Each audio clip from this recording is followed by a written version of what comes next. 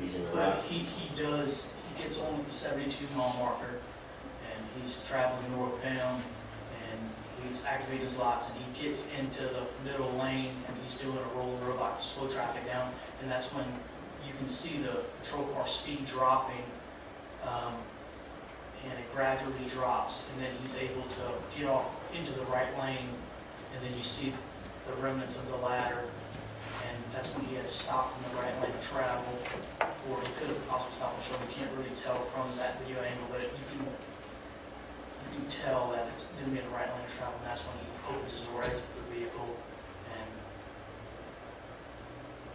closes the door and gets in. Okay. So you received a lot of training as you testified to on direct examination.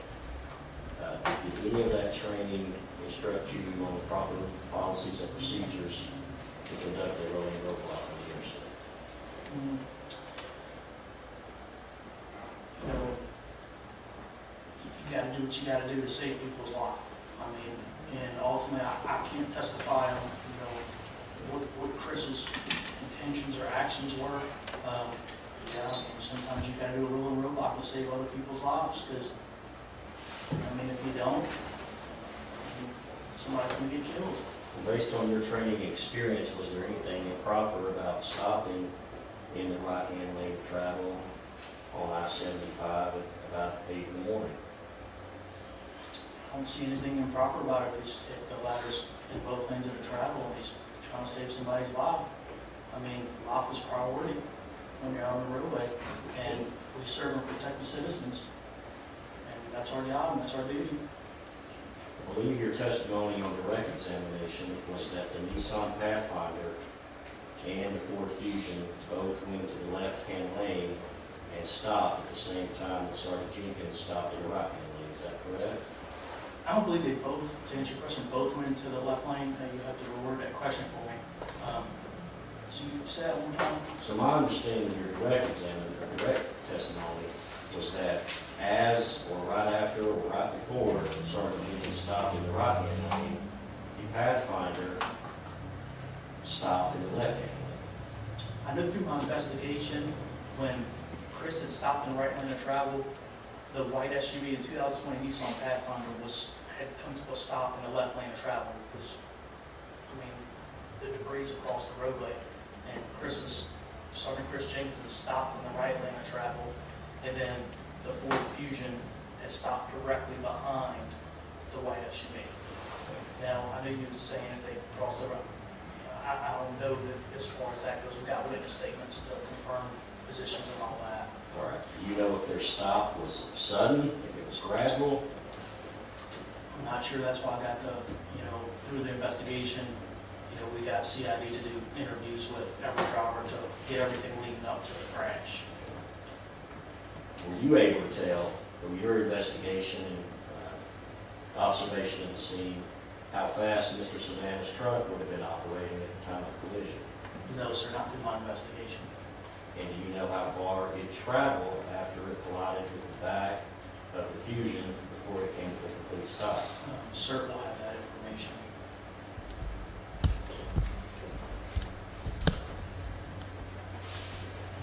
So you assessed the scene, you described what you observed there, you secured the scene, and you start taking witness statements, correct? Yes, sir. Who do you recall who you took witness statements from? No, there was several people. I actually provided all of them witness statements for them and got them to document, who they are, name, and the basic information where they were, what they observed. And then CID did the follow-up interviews with them on the scene. Were you equipped with any type of body cam recording device? No, sir, just my audio recording. Okay, was that device recording throughout this entire Yes, sir. event? Yes, sir. And did you conduct or any video recording yourself? Just my in-car camera video recording. Okay, so that would have been recording the entire time? Yes. As far as video from your phone or anything of that nature, you didn't record anything? No.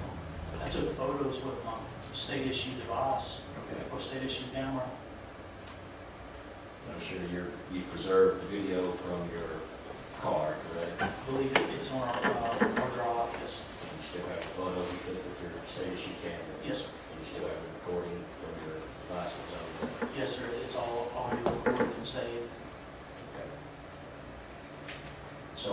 I understand from your direct testimony, when you first started interacting with Mr. Savannah, he's in the back of someone else's car, correct? No, he's in the front seat of Trooper Dennis Smith's patrol vehicle. In the front seat of his car. And you know how long he's been there at that point? I'm not sure, that's where the audio, video, on the camera all comes into play, and the times and everything documented. Okay. So he's in the front seat of Officer Dennis's car. What do you do next? You know, I asked Dennis pretty much if he spoke to him, and I don't know if I can't say, but no conversations were left until that point. Okay. And did you then pull Mr. Savannah out of the car and take him somewhere else? No, sir, he was still sitting in the vehicle, and I opened the door, and that's when I asked him if he'd submit to a blood test based off everything's going on and totality of circumstances. And that's when I had read in that form, I documented the date and time on that form. Okay, you still have the form in front of you? In front of me? Yes. No, I think it's I'm an not sure. exhibit. I have a copy here. I'm just not sure what time it says there. This one was going to be around 9:02 a.m. 9:02. Yes, sir. So at this point, it's been just under an hour since you arrived on scene that Mr. Savannah consented to the blood draw. Yes, sir. Okay. Did you transport him to the Loudon Medical Center? No, sir. Trooper Matthew Owens did. Okay. And so you, I guess, stayed there on scene? Yes, sir. I was still gathering witness statements. There was multiple witness statements that need to be provided. So I guess then about an hour into the scene, you determined that there were going to be some criminal charges filed against Mr. Savannah, and that's why you had him sent to the blood draw? No, at that point in time, no. I didn't realize there was going to be any criminal charges. We were doing everything formality like we always do. Okay, I understood when the general asked you about all right, you may have been talking about the search warrant, actually. At this point in time, you were just going through the formality. Yes, sir. Okay. And so do you know how long Mr. Savannah was gone from the scene of the accident before he was brought back?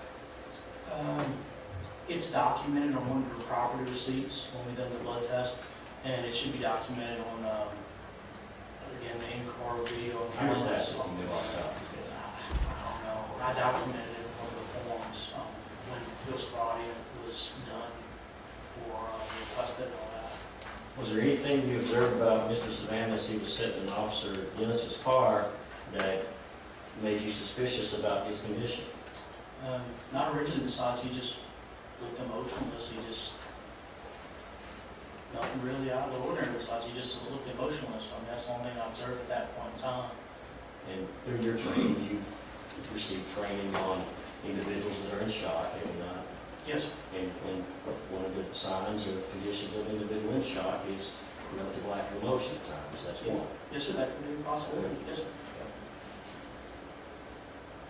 Is there any reason why you didn't perform the center field sobriety test at that point? No, sir, there was so much going on and doing an investigation and so much to get done. That's why we requested Trooper Arms to see if he could do the essential blood test, because I was the lead investigator, and there's just absolutely so much to be done. I believe Roane was closed for like 6 hours. It's a lot of evidence you gotta get, especially when you get all the witness statements. So eventually, Mr. Savannah was brought back to the scene of the accident? Yes, sir. Is there any reason why he was not taken somewhere else at that point to perform these tests? What do you mean? The still tests? The center field sobriety test? Yes, once he arrived back to the scene, I transported him up to the interstate to a level surface, turned off my blue lights, and that's when we done field sobriety. He had consented prior to me transporting him. Okay, so he didn't perform the test there on the scene? No, he was transported away from the scene, basically for his benefit, where nobody's there. He can't have any influence of anything of that nature. Do you recall what he was wearing? I believe it was a black hoodie, long pants, and some type of running shoes. Do you remember if his laces were untied or not? I didn't see anything like that. It was still raining at this point, I guess? I can't recall. It may have been a slight drill, or may have not been. I'll have to review the video on that. And I'm assuming But it was all documented on that video. And this part was video as well? Yes, sir. And with the north lane of travel, completely blocked. I'm assuming the southbound lane of travel was moving pretty slow as well, is it not? I don't recall. You don't recall what the other side of the interstate No, was but like? there was nothing that's blocking that traffic. And you described the lack of conversion was the first test you performed, Yes. or asked him to perform. What is that exactly? What I'm looking for is if both eyes converge. I can demonstrate the test if you need me to. No, I just generally describe it. And you're saying he did okay on that one, If both eyes converged on that test. which means no sign of impairment on that particular test. Not necessarily, no. Different drugs do different things on your central nervous system, and everybody's different. Okay. The main thing is, a lot of times that could indicate a head injury or a head trauma. You're saying both of his eyes did converge. When I done the test, just both eyes converged. And are you DRE certified as well? No, sir. No. The second test you performed, I think, was the horizontal gaze nystagmus. Yes. And were there any signs of impairment in that test that you recall? Clues, I didn't observe any clues on my HGM. And then the walk and turn, I think you said one clue was that he started too soon. Yes, sir. Okay, and some of the things that you're trained to observe here in a possible clue to impairment is whether an individual follows the very specific instructions they're given, correct? Yes. Okay, and so what started too soon, I think you said was one clue. And then you said he had balance problems. Can you be a little more specific on that? He couldn't keep balance twice. I had to tell him to stay in position. You see, when you stay in position during the test. And when you say keep balance, what do you mean by that? So as I'm demonstrating the test, I tell him where to place his foot, and at that time of the test, I tell him to stay in that position, do not move until instructed otherwise. And he couldn't stay in position, and that's a clue, is what you call is can't keep balance under instructions. You said he also demonstrated an improper turn. Yes, sir. That mean he turned to his left instead of his right or vice versa? He didn't turn as instructed, as demonstrated. Okay, well, how was it demonstrated versus how he did it? Well, he did do it as demonstrated, and he turned the wrong way. And finally, I believe you said he stopped too soon. Is that Yes. correct? Yes, he stopped. He stopped at the first nom and paused after the turn.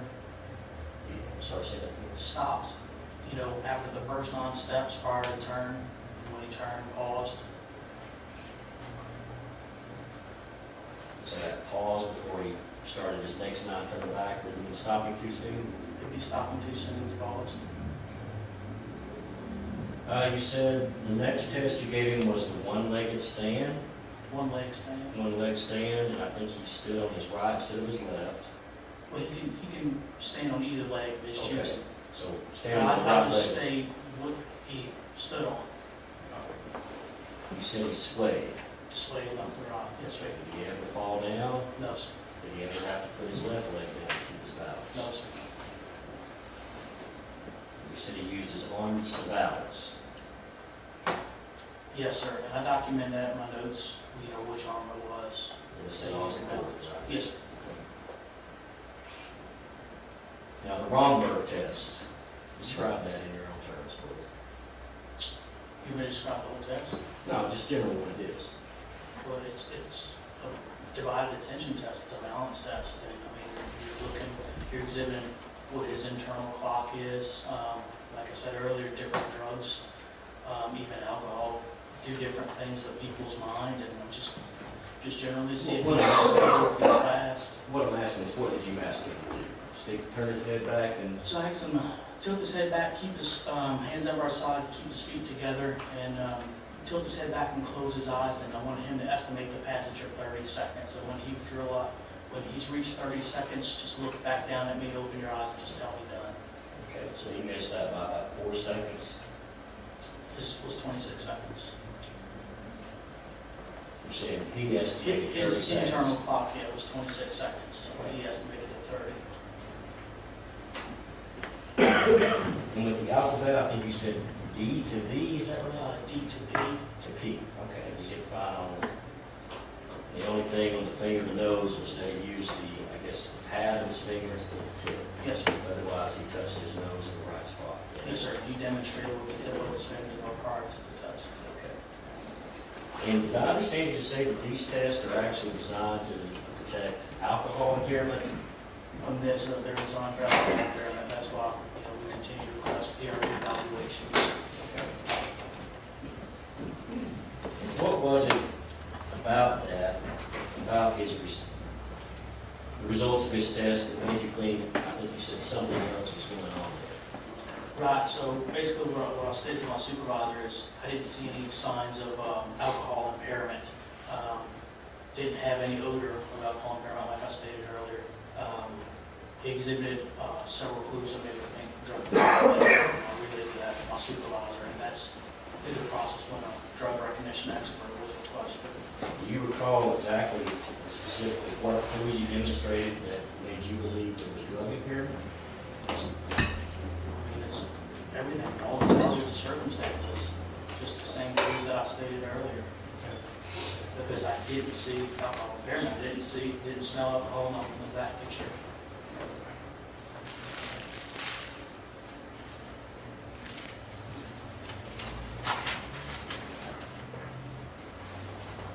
And so at the conclusion of the standard field sobriety test, what did you do with respect to Mr. Savannah? At that point in time, we had transported him back to the scene because I still had to keep continuing the investigation as far as still finishing witness statements. So there's multiple statements. I transported him back to the scene because CID requested to do an interview with him, and that's when they pretty much got Mr. Savannah. And I still needed insurance for the truck for Mr. Savannah and just documents for the crash. Did you take a statement from Mr. Savannah? Just the preliminary on field sobrieties. Did he make any admissions to you about the use of any illicit or controlled substance? He denied drinking, he denied smoking marijuana, he denied doing any illicit substances. He stated that he only took vitamins only. Did you ask him, did you limit your question to any particular time period with respect to those substances? Just asked in general, because I had asked him, I believe it was just prior to that, what time did you start driving? And then we went through, do you have any physical disabilities that keep you from doing the tests? Anything just in general that I need to know? It's just preliminary for the field sobrieties. My question though is when you said he denied the use of alcohol and the use of marijuana, did you limit the time period in which you were asking about his use? I don't remember. We'll have to watch the video and look at that initial interview. So at some point he was turned over, I guess, to local law enforcement? No, he was never turned over to local law enforcement. From my recollection, he's never had any encounter with the local law enforcement over there. So you're not aware of the DRE evaluation that was performed on him after the standard field sobriety test? That's right. That was an independent, that was Roane County DRE, that's right. Yes, sir. And that would have been after the standard field sobriety test? That would have been at some point after that, because I believe when we got back to the scene at that point in time, that's when CID done the interview. I'm not really sure when the DRE evaluation that came into play at that point in time, because Sergeant and Deputy John Mase was doing that part of the investigation. Are you able to remember, as you sit here today, approximately what time it was that you performed the standard field, or had Mr. Savannah perform the standard field sobriety test?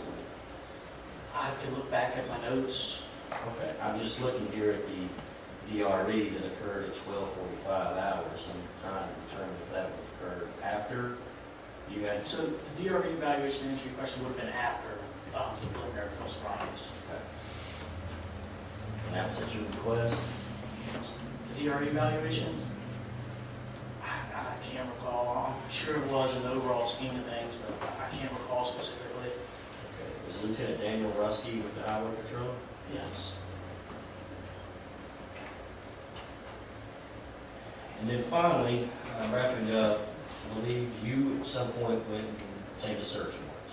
Yes. And did you fill out or complete an affidavit in support of that? Yes. And where did you obtain the search warrant from? Loudon County or? In Roane County. And did you then go and serve that on Mr. Savannah? Yes, sir. He was in Roane County at the time. And I called while sitting in front of the judge over my radio for confirmation that he was in Roane County at the time of the search warrant was being sworn to. And Did you make or have any interaction with Mr. Savannah when you went and executed the search warrant? It just when I read in the search warrant after it was done. Did you take any statement? No, sir.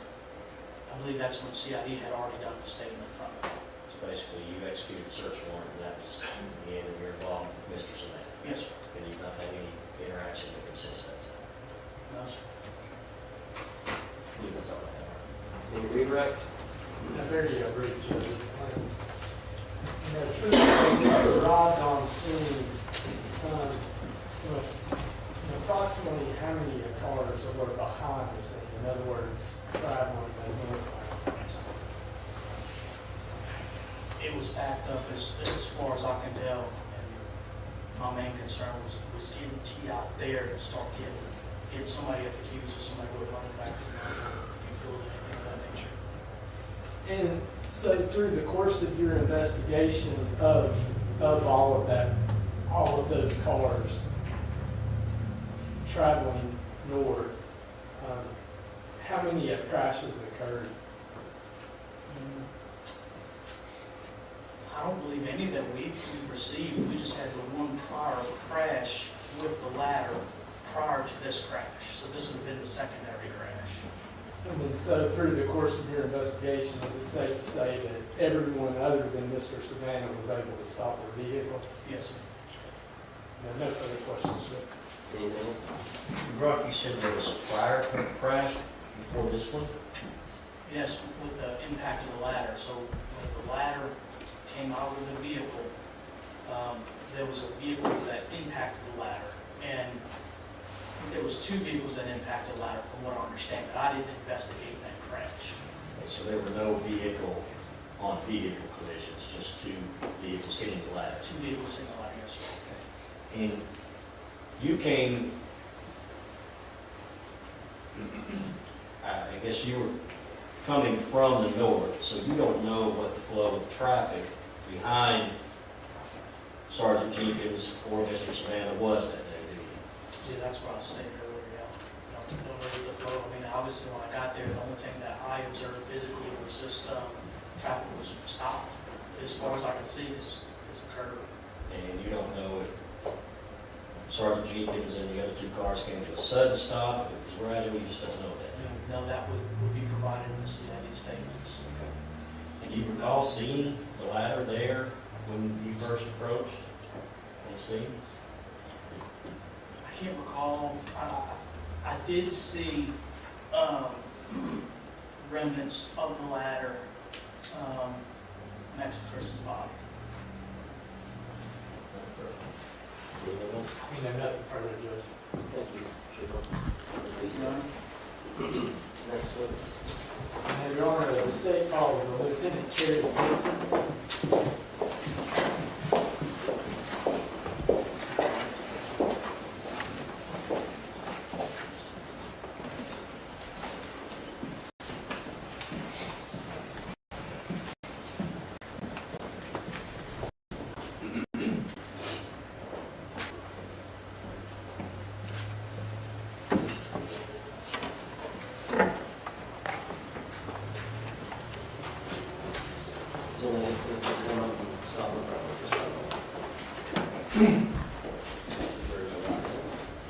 Swear or affirm to tell the truth, the whole truth, and nothing but the truth, so help you God. Yes, sir. Thank you.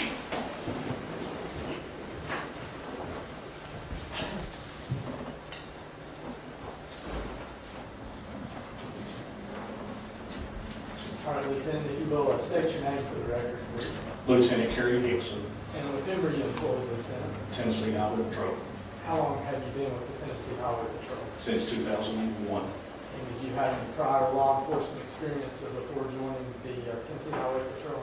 Department of Corrections. And what are your general duties?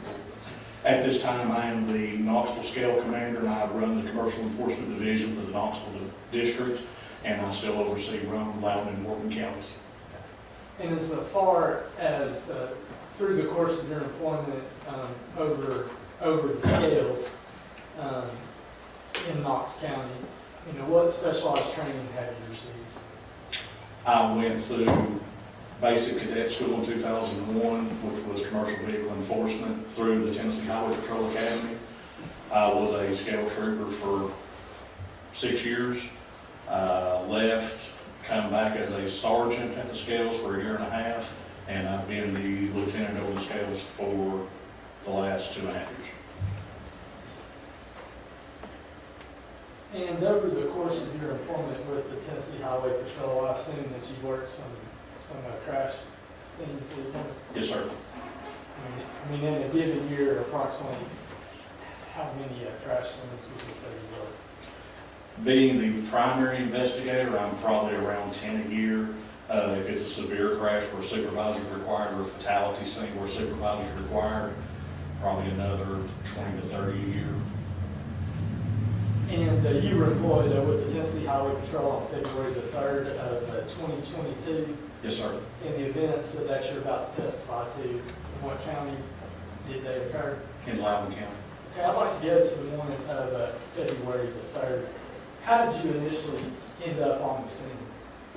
THP dispatch put over the radio that there was a crash with injury involving a commercial motor vehicle and a Loudon County deputy in Loudon County on I-75. And when you arrived on scene, what did you see? Arrived on scene, northbound 75 was completely shut down. We were able to get there by driving south in the northbound lanes because the roadway was completely shut down. Walked up to the scene, was stopped by a few deputies, trying to find out what all was going on. I kept walking up to the scene, and I found a damaged vehicle, another damaged vehicle, like I said, a tractor trailer up against a guardrail. And as I progressed a little bit further, I could see a Loudon County Sheriff's car between the tractor trailer and the guardrail. And through the course of your investigation, were you able to determine who the operator of that commercial motor vehicle was? Yes, sir. And who was that? Be Mr. Savannah, sir. And is he in fact sitting at council table? Yes, sir, right here. And what type of investigations did you do as far as Mr. Savannah being a commercial motor vehicle operator? When I had left Knox County to come down to Loudon, I actually brought 2 of my scale troopers with me. And my primary goal that day was to be the site supervisor for the highway patrol. So I pretty much was involved with everything and coordinating with everything and all the other personnel that was coming in for the highway patrol. And when you come upon a crash scene and it involves a commercial motor vehicle, what are some of the actions that you take? The normal steps would be to interview the driver, get all his paperwork, which would be a driver's license, a logbook, the portion registrations for the truck, trailer registrations, his load manifest, shipping papers. We would go over, look at the vehicle, see if there's any mechanical defects, do the start an inspection on the vehicle if we were able to. I actually had 2 of my 2 troopers that I brought with me to start the inspection on him and get his paperwork and start with the commercial inspection. And through the course of your investigation, and also your 2 troopers, what did you find out? We found out that Mr. Savannah had a Class C operator's license out of Texas. Okay. And were you able to determine if Mr. Savannah's commercial motor vehicle license out of Texas was still valid? The commercial aspect was not valid due to in January of 2020, in January of 2020, he had let his medical card expire, which disqualified him from being medically cleared by a doctor physician to drive a commercial motor vehicle.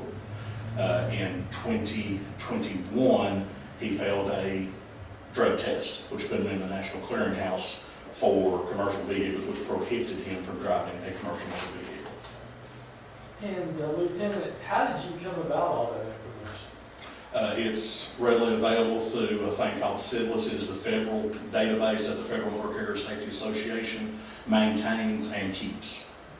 In your honor, for identification purposes, we would have this marked as states 3, I believe. And may I approach counsel? Yes. And may I approach the witness? Yes. All right, Lieutenant, can you explain to the court what this document is? Yes, sir, it is a CILS report from the Travel Department of Transportation, and it states down here his driver's license details. It says non-commercial class C, commercial status is eligible, which means he did not have a commercial driver's license at the time, but if he went through certain steps, he could have reattained his driver's license. Okay. And when you say he, who are you referring to? I apologize, Mr. Savannah. And is this the CDLIS report that was generated for Mr. Christopher Savannah? Yes, sir. And how many pages is this document? Page 1 of 5 is what it says on the header. So 5 pages, sir.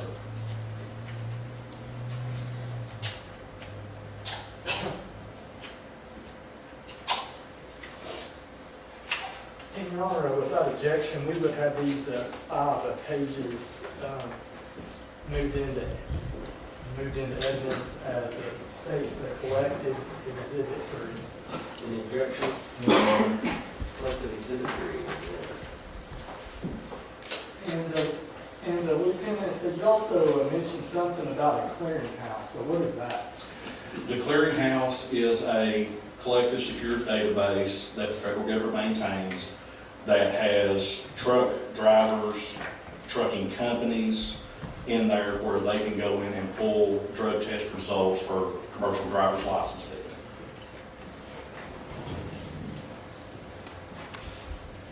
And how would you know whether someone is in a clearinghouse? You would simply type in their driver's license number and state of operation into the clearinghouse, and it will give you the information.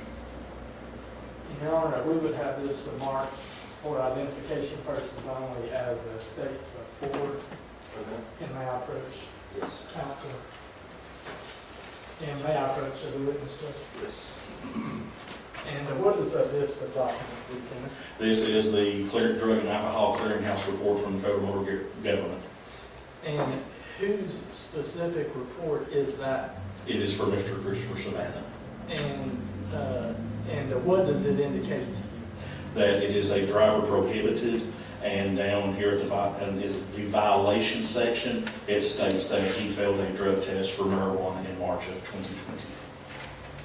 Your Honor, without objection, we would have this marked as a state's position 4. Any objection? No, Your Honor. Exhibit 4 again.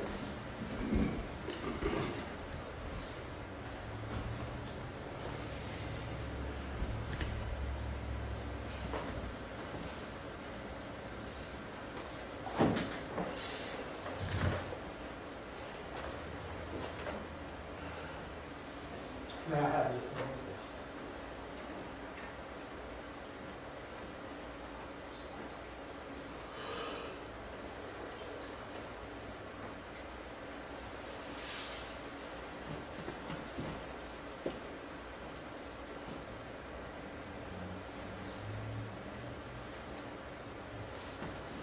Now we'll pass the witness, Judge.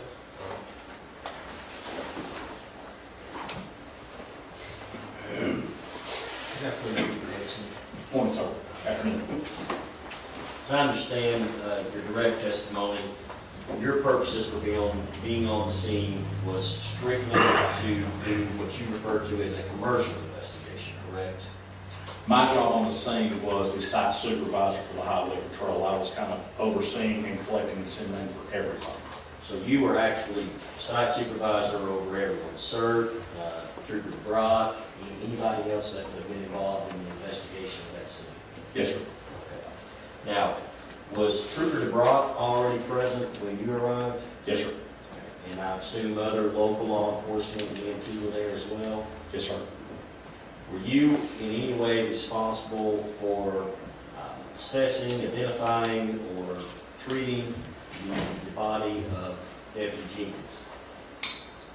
Would you repeat that, please? Were you involved in any way in the treatment, moving, administering to the body of Sergeant Jenkins, or had his body already been moved by the time you got there? I did not have anything to do with the treatment or moving of his body, no, sir. Okay. And do you know approximately what time you arrived on scene? I believe timeline shows me arriving 15 minutes, 16 minutes after the call came out. Okay, and the call came out about, 8:01 on the highway patrol radio. do you know through your investigation or your involvement in this situation, what time the accident actually I would have to look back at the notes, I'm assuming maybe a couple minutes before that. occurred? And when you arrived, did you know where Mr. Savannah was? He was in the cab of his truck, of his tractor trailer. Was anyone talking to him? I do not think so. Okay. Did you have any initial observations of Mr. Savannah when you first arrived on the scene? I did not know because I sent my two troopers that I brought with me from the scale complex to go do the inspection. Okay, and what were their names? Being Trooper Dennis Smith, Trooper Carolyn Hagan. You said Carolyn Hagan? Carolyn Hagan, yes, sir.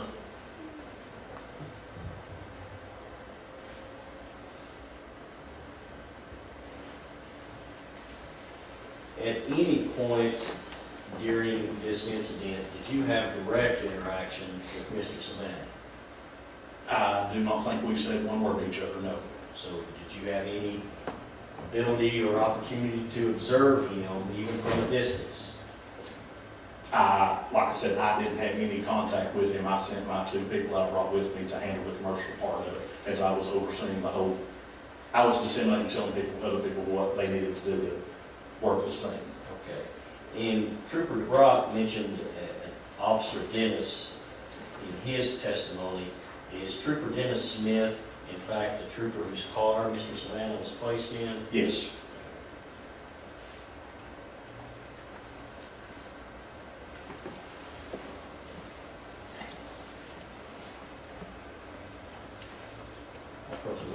Yes. Trooper Dixon, Exhibit 3, this is from the, I think you said, Sidless? Yes, sir. Okay. Shows Mr. Savannah's address as 16623 Northwest Drive in Houston, Texas, correct?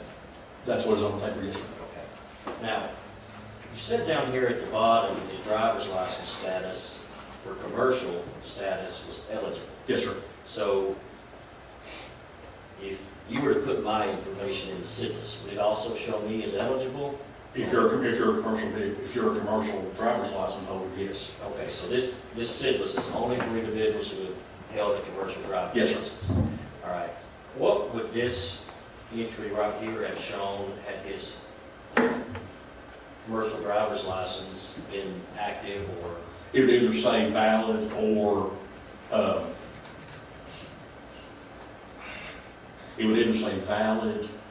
current. Okay. And so for anyone else, regardless of their status, it only says eligible? Eligible means he does not have a CDL at the time. But it says that he is, it would say suspended if he was suspended, but he was disqualified due to the medical. He is eligible because if there was a certain step, if he would go and get his medical certificate reinstated through a doctor, that, and once he would go through the drug clearinghouse, either take a class or whatever, go to a meeting or whatever, he would have to take certain steps to be eligible to regain his CDL. Okay, so his CDL was not suspended by any? Not suspended, just disqualified. Okay.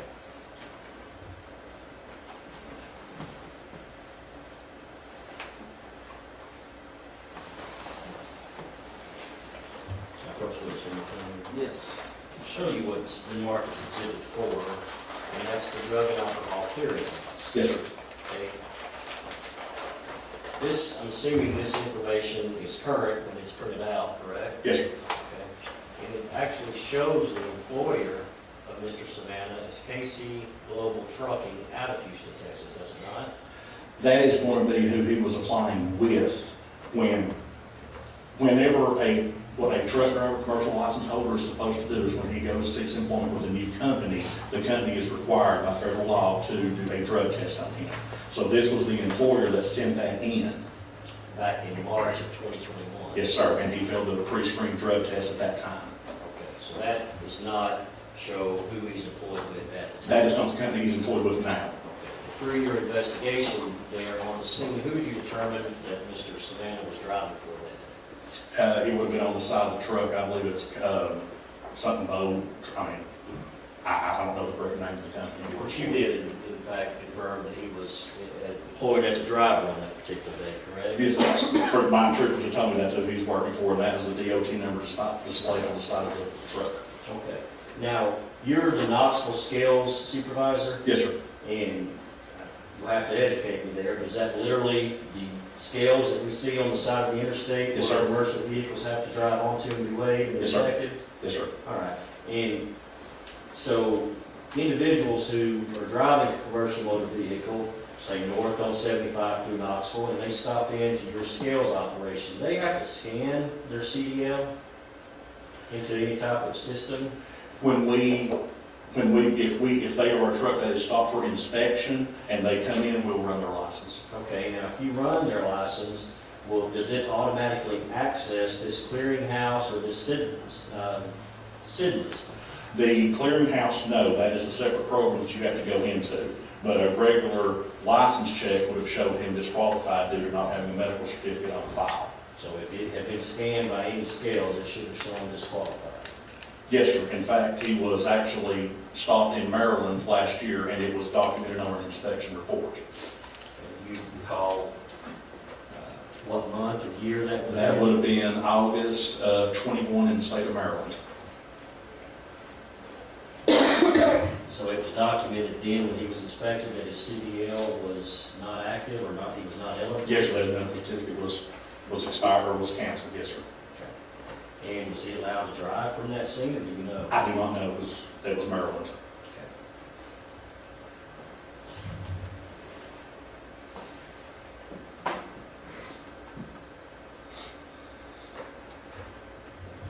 Now, did you also conduct an inspection of Mr. Savannah's truck, or was that, had been your troopers that did that? My troopers, they looked at it, but because of the crash, we decided we was going to take it up to the scale complex to do a post-crash on it. Okay. And was there anything noteworthy of the inspection of Mr. Savannah's truck? On scene or during post-crash? Let's start with on scene. On scene, we did not get involved with the vehicle that much mechanically because it was still crashed and we had already determined we were going to take it to Knoxville to do the post-crash, to get it away from everything and have it set out to where we could have room to get to it because it was still against the patrol car and it was against the guardrail. Okay, did it have to be towed to the scales complex? Yes, sir. So nothing out of the ordinary or noteworthy observed on scene about his truck?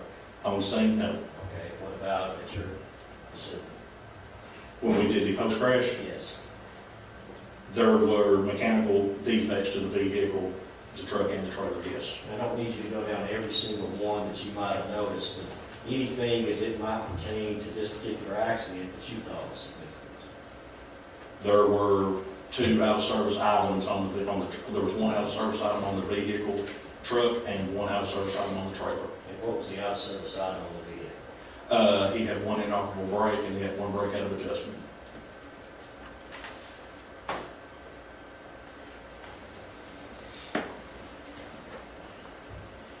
And when you say inoperable, meaning just did not work, period? Did not work properly as it's required to, and the out of adjustment means the push rod travel was beyond federal limits. Okay. And how many brakes would he have had on his tractor, on his vehicle part? On the tractor, he has 6. 6? And did your investigation, were you able to tell if that inoperable brake in any way contributed to the accident? I do not know. What about the out of adjustment brake? Were you able to determine if that contributed in any way to the accident? I do not know. There were a total of 10 brakes, 8 of them were working, 2 were not. And is there any requirement that so many of those brakes be working to be on the road? Yes, sir, 20% rule. 20%? Yes, sir. So he was within the 20% rule? He would have been placed out of service if he had come in the complex normally. He would not have been able to leave with the truck the way it was. So 8 out of 10? 2 out of 10, meaning 20%. He has to be less than 20% of brakes out of service. If he is over 2 or more brakes, the truck, the vehicle is placed out of service until it is repaired, and then he's able to drive away after repair. So 2 or more, he was at 2? Yes. All right. And then you said there was something you noticed, I guess, about your trailer? Flat tire. Okay. And do you know if that tire was flat before the accident, or if it it came flat as a result of the accident, or do you know? I do not know 100%, but it was on the opposite side of where the impact occurred.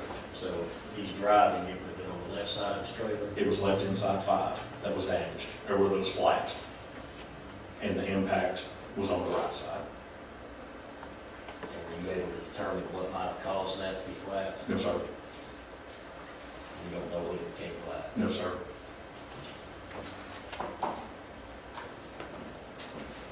I apologize if I've already asked this, but just to make sure, you had no personal interactions with Mr. Savannah's vehicle during this investigation? I don't believe we said a word to each other, no, sir. So you would not be able to make any observations about his sobriety or lack thereof? No, sir, I did not speak to him. That's all I have. You read it? And, I wrote for this witness, just. Sir.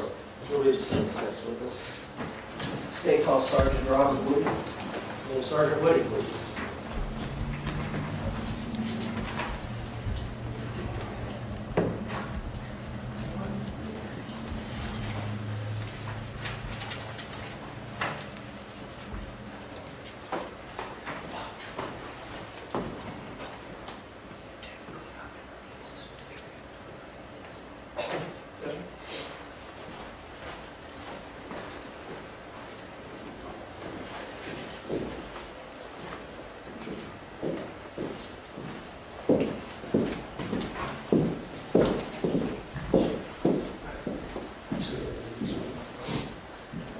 You raise your right hand. You swear or affirm to tell the truth, the whole truth, and nothing but the truth, so help you God.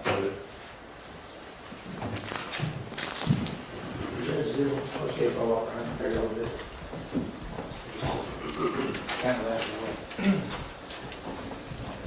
Sergeant, would you please state full name for the record? Sergeant Robert Woody. Okay, what do you do for a living? I'm employed by the Tennessee Highway Patrol How long have you been with the Highway Patrol? since January 2007. Okay. Currently, what is your position at the Highway Patrol? I'm currently sergeant over Loudon County, and I'm also helping fill in Roane County as a road supervisor. Okay, when you say that you're the sergeant over Loudon County, what does your duties entail? I supervise the 5 troopers that are assigned there, make sure we have adequate staffing and scheduling for the area, make sure that the troopers are doing what they're supposed to do, and generally just supervising the troopers on a daily basis. Okay. Are you ever involved in pulling vehicles over, or responding to crashes and things like that? I still stop vehicles occasionally, still investigate crashes. Okay. I want to direct your attention to February 3rd of this year. Do you remember if you were working that day? I was scheduled to be off that day. Okay. Do you remember receiving any sort of call or notification of an accident on I-75? I did receive a notification that there had been a serious crash in Loudon County on I-75. I then called Lieutenant Dixon and asked what he needed. He asked that I respond to the scene of the crash in Loudon County. I said we threw it off. Okay. And when you say you received notification, how is it that comes into you? How do you receive it? This particular was a personal text message that had been sent to me by another officer from a different agency. Okay. Do you remember who sent that? That'd be Officer Charlie Albert from the Lockwood Police Department. Do you remember what time it was when you received that text message? Sometime before 9 o'clock, I want to say 8:30, 8:45. Okay. Do you remember what time you called Lieutenant Dixon? Immediately after, as soon as I received the phone call or the text, I called him to see what they needed help with. Okay. And he asked that you come and help out. Correct. And that's the response. Where were you when he asked you to come and help out? I was at my residence Okay. in Roane County. What did you do after he asked you to come help? I went ahead and got my uniform on and proceeded to the crash scene to help with whatever he deemed necessary. Okay. Do you remember what time you got to the crash scene? It was probably about 9:30, 9:45 when I arrived on scene. Okay. Do you remember the route that you, and I don't want to get into where you live or anything like that, but particularly on I-75, how was it that you went about getting to the crash scene on I-75? I came in from the north side from the I-40 split, came down I-75 southbound. I exited the interstate at the 76 exit. I crossed over and then went down the ramp the wrong way with my lights and sirens and proceeded to the crash. Okay. And I think I may have already asked you this. Do you remember what time it was when you got there? I'd have to look at the CAD, the exact time. It was between 9:30 and 10 o'clock. By that time, I was already there on scene. When you got there, what was going on in the scene? As I arrived, I parked at the very end of the scene and started working my way up through there. I knew something serious had happened because most of the deputies were, that had showed up on scene, wanted to be consoled, needed to be consoled, and that's what I done. I worked my way up there until I found Lieutenant Hickson, and I began to ask him what he needed help with and what I needed to do. And I assumed my role as a supervisor, starting to bridge the gap between whatever needed to happen between the administrative side and the troopers that are actually doing, ensuring that the different work got done by whoever needed to do it. Okay. And after you spoke with Lieutenant Dixon, and you kind of consulted the officers and different things like that, what was the first step that you took as part of your investigation and your role and what you did? Up until Trooper Arms started to do the inventory of the vehicle, I'd been a supervisory role, just ensuring that everything was going in the different places I took, and I observed Trooper Brock do the standardized field sobriety test, but all my stuff was in just an observation and advisory position. Okay. Then after that, once you kind of got more hands-on, what was it that you did? Trooper Arms started his inventory of the vehicle. Anytime we have a vehicle towed, it's standard practice for us to inventory so that there's no lost items, any misconstrued items. As soon as he entered the vehicle, he yelled back, "Hey Sarge, I smell marijuana." Okay. So at that point, prior to being promoted, I was a canine handler. I've been through multiple drug interdiction schools, starting in 2008 forward. I've done commercial vehicle interdiction schools. So at that point, I was probably the most qualified to begin to look for any kind of narcotics or illegal contraband in the vehicle. So at this point, when Trooper Arms suggested to you that you smelled marijuana, did you take over the inventory search of the vehicle? I didn't take over the inventory of the vehicle at that time. I approached the vehicle and entered on the driver's side because the passenger side was still over on the guardrail. As soon as I opened the door, I could immediately smell the distinct odor of raw and burnt marijuana in the vehicle.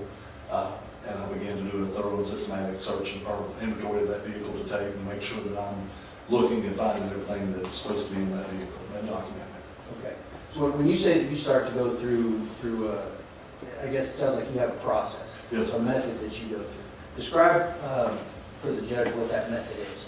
Typically, I would start on the passenger side of any vehicle and work my way around in a counterclockwise direction. With this particular vehicle and the scene being what it was, I was unable to do that. So on this particular search, I started on the driver's side. I started at the door and I started working my way in, checking for anything of value as I'm going through there.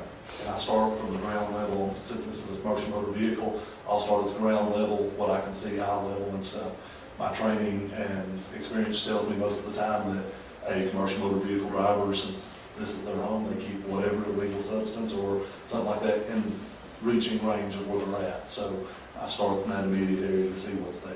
Okay, so let's, I'm going to stop you there. Let's start with kind of on the floorboard area. It sounds like that's where you started. Actually, I think you said you started in On the door. the door, I've seen some tools and various things, but nothing of significant value. And I continued on towards the seat. The side of the seat was a black bag with a zipper on it. When you say the side of the seat, where? If I was sitting in the driver's seat, it would have been to the driver's right on the floorboard next to the seat there. Okay. So I take it by that, was there like a center console in this vehicle? No, sir. When you get, it's open, there's the dashboard and it curves out a little bit for the driver, but then it goes back around to the passenger side. There's a passenger seat, driver's seat, and then it's an open area which accesses the sleeper berth of this particular vehicle. Okay, so this bag that you found would have been in that area between the two seats? Between the two seats, closest to the driver's seat. Okay. Describe the bag, how big it was. You said it's black. It's a black bag, about a foot long and 6-8 inches wide. Inside, I began to do my inventory. I unzipped it. I found a loaded firearm in the vehicle. Okay, do you know what kind of firearm it was? It was a semi-automatic pistol. The brand name I do not recall. Okay, do you remember how big of a pistol it would have been? I mean, is this like a subcompact pistol? It would have been a large full-size frame semi-automatic handgun. Okay. What steps did you take to secure that pistol? At that point, when I found it, I immediately unloaded the magazine from it, slid the slide back, locked it. There was a round in the chamber, and made sure to secure that round, cleared the firearm, make sure that there was nothing else in it before I then secured it and had Sir take pictures of what we find. Okay. Other than the round in the chamber, were there other rounds in the magazine? Yes, sir, there was rounds in the magazine. Okay. Did you count those? I did, but this time I'd have to refer to the property receipt to see how many was in there. Because we can't take that into our evidence system, so if we do find them, we'll come back, we'll count. Okay, understood. Moving forward, after you found the pistol, you secured it, what was the next thing you did in kind of your search of the vehicle? As I'm going through there, I moved over to where the driver had that bag, plastic bag hanging there that he was using for a trash receptacle. I opened that up and there was a McDonald's bag in there. I opened the McDonald's bag and on top of it was cigar filler on top of it, followed by some receipts and the wrapper for like a sausage egg or whatever that was in there crumbled up. It appeared that he had used that and then put that on whatever was on top of it. Okay. Did you find anything else in the McDonald's bag? Other than the cigar filler and the receipt that was timestamped that told us where it was at, that was the only thing of significance I found in there. Okay. When you say cigar filler, what do you mean by that? Admittedly, I'm ignorant to that. I don't know what that means. Typically, if I was looking for drugs or if someone's going to consume marijuana, one of the ways they can do it is through a blunt. They'll take the cigar, put the tobacco out of the cigar, use the wrapper, and fill it back with marijuana to use as a quote blunt. So when you say filler, we actually talking tobacco? The tobacco product, actual tobacco product. They didn't want to smoke the tobacco, they wanted to smoke the marijuana. Okay. After you searched the McDonald's bag and found the tobacco filler and I think you said receipts, Yes, sir. and there was a wrapper for like an egg muffin or something. Yes, sir. What part of the vehicle did you search next? I continued working in a clockwise motion through the vehicle. I checked through the glove compartment, down through the floor, and as I got to the back of the seat, he had an organizer on the back of the seat. I'm going through the stuff on it. I worked my way down to the black curtain. There's a black leather curtain that they use to separate the sleeper berth from the driving portion. But when they go into the sleeper berth to help block light, when I unrolled that at the bottom, I found a small container that looked like not necessarily a round, but a squared, rounded off edge container, and it contained marijuana inside of it. Okay. And when you say marijuana, you're basing that off of your training and experience? Yes, sir. Again, in addition to my training as a interdiction officer, I also had a canine, and part of the canine duty was ensuring that my narcotics dog was able to detect one of the odors with marijuana, so I had personal contact with raw unburnt marijuana for training purposes for my canine. Okay. This day, and I want to bring this up because you mentioned that you certified as a canine officer. Did you have a canine with you when you searched the vehicle? No, sir, my canine's been retired. Okay. So this is just you searching the vehicle? Correct. Okay. Anything else that you found inside the vehicle other than the gun, the marijuana, and the McDonald's wrapper? As I continued through into the sleeper berth section, on the passenger side, there's a set of organizers that where they can put their clothing and items like that. On the bottom half, on the second one, there was on the door that opened, there was a bag that had been a crown blue bag, not a purple, but a crown blue bag. Inside that, I found a marijuana grinder, rolling papers, and things of that nature, paraphernalia that go along with the marijuana I found earlier. Okay. Going back to I guess you kind of described it as a little container that had the marijuana in it. Correct. Based on your experience and your training, how much of that would that marijuana be? Are we talking like a individual user set, or kind of how much? Yes, this would have been a user amount, not a dealer amount of marijuana. There was no other signs of dealing, baggies, scales, anything like that. Okay. Moving to the Crown Royal bag. It's similar kind of nature. We're talking individual use amounts. Correct. Okay.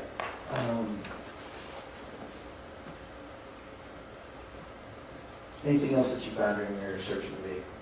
That was the last item of value that we found as far as the evidentiary stuff. The rest of it was inventory, put on the towing receipt for the vehicle. Okay.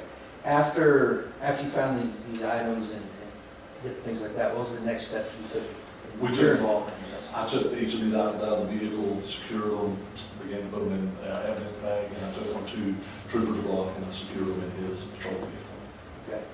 What was the next thing you did after you secured those items? After we secured those items, I went back, I reported to Lieutenant Dixon everything that we had found, and just consulting them, resuming my supervisory duties in the same. Okay.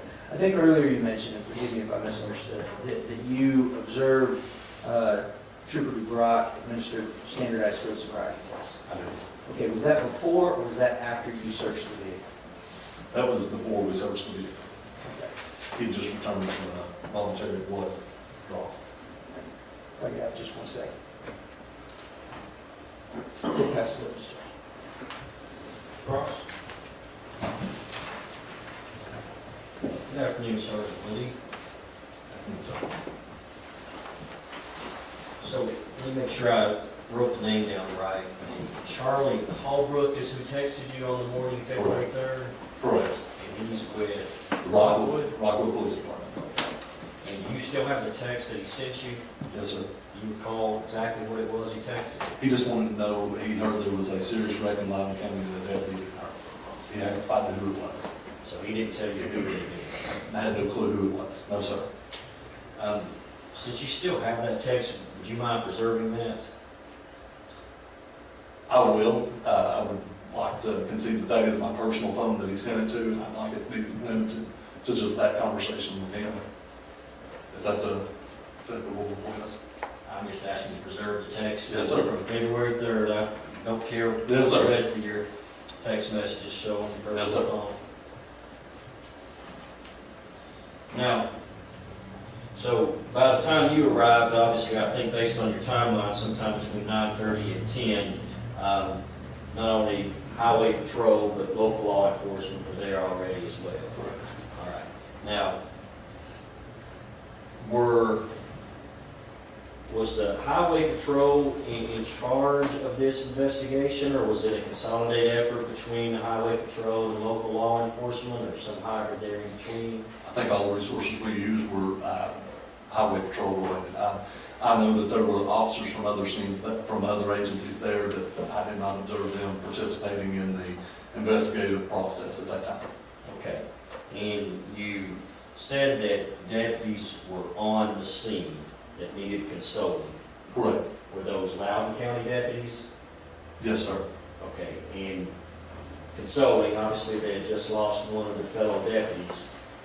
Were they involved, as far as you could tell, in the investigation or inventory of the scene at all? No, so in fact, they were quite a ways back, because I probably parked a good quarter of a mile away from the actual crash scene and worked my way up through there. Okay, so before you even got to the scene, you had encountered the Loudon County deputies, consoled them, whatever it was Yes, that sir. you did there. So before you got to the scene, you knew who had actually been killed at the scene, I correct? found out when I arrived on the scene. I didn't know what deputy it was.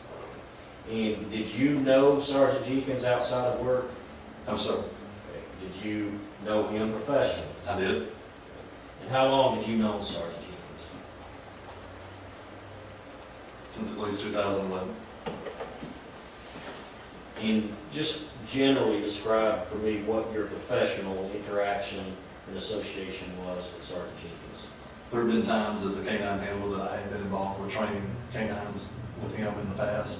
Wasn't my regular training group, but that was some that I had trained with and associated with through my time. Also being a trooper at the time in Roane County, that's our part of our troop, Roane, Loudon, and Morgan. As a Roane County trooper, I had been over there to investigate crashes that I'm sure that he had been on the scene of. And Sergeant Jenkins obviously was a canine handler as well. He was.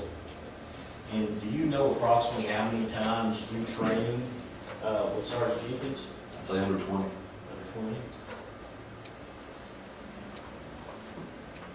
But outside of these training situations and working accidents, you did not socialize with Sergeant Jenkins? No, sir.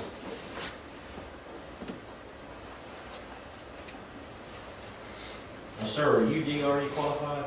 No, sir. I'm an SFST instructor and a ride certified. So you arrived on the scene, and then at some point, I guess, you observed Trooper DeBrock conduct a standard field sobriety test. I did. Okay, was that shortly after you got there? And my recollection of time at that exact time was probably not as accurate as it could be, but it was within the first hour that I was there. Okay. Prior to observing Trooper DeBrock and Mr. Savannah with these tasks, did you have any interaction with Mr. Savannah prior to that?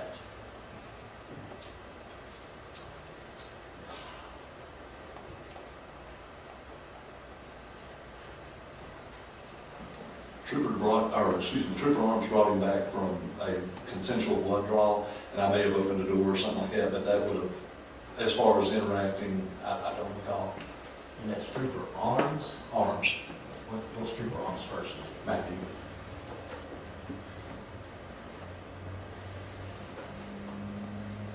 So was Mr. Savannah already gone from the scene when you got there, or do you recall? When I arrived, he would not have been there. I was in time for him to arrive back from the scene after consensual blood draw. All right, so Trooper Arms brings him back to the scene, and then do you ride with Trooper DeBrock to where the standard field sobriety test is performed, or do you drive separately? We drove separately. Okay, so up until you get on the side of the interstate, you've not had any interaction with Mr. Savannah? Not that I recall, no, sir. I don't believe I have. Do you remember Trooper Arms making any statements to you about whether or not he felt like Mr. Savannah was impaired during the ride to Loudon Medical Center? I don't recall him saying anything about whether he was in there or not. To me.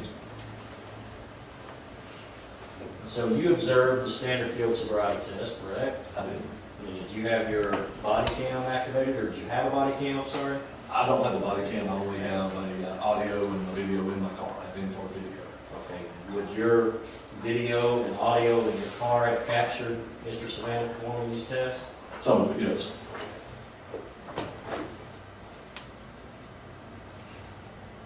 And so, do you recall specifically any signs or clues of impairment that you observed with Mr. Savannah when he performed these tests? Some of the tests that I did not get up, like the horizontal gaze nystagmus, and some of those tests I did not go and get right up on top of. I stood back at a distance because I don't want to, I'm 6'4", 6'5", I'm a big guy, I can intimidate, so especially if we're up there doing that. So I did stand back and observe, but I do recall that on the ones that I could see, I did observe on the walk and turn, I observed 5 clues of impairment. What were those?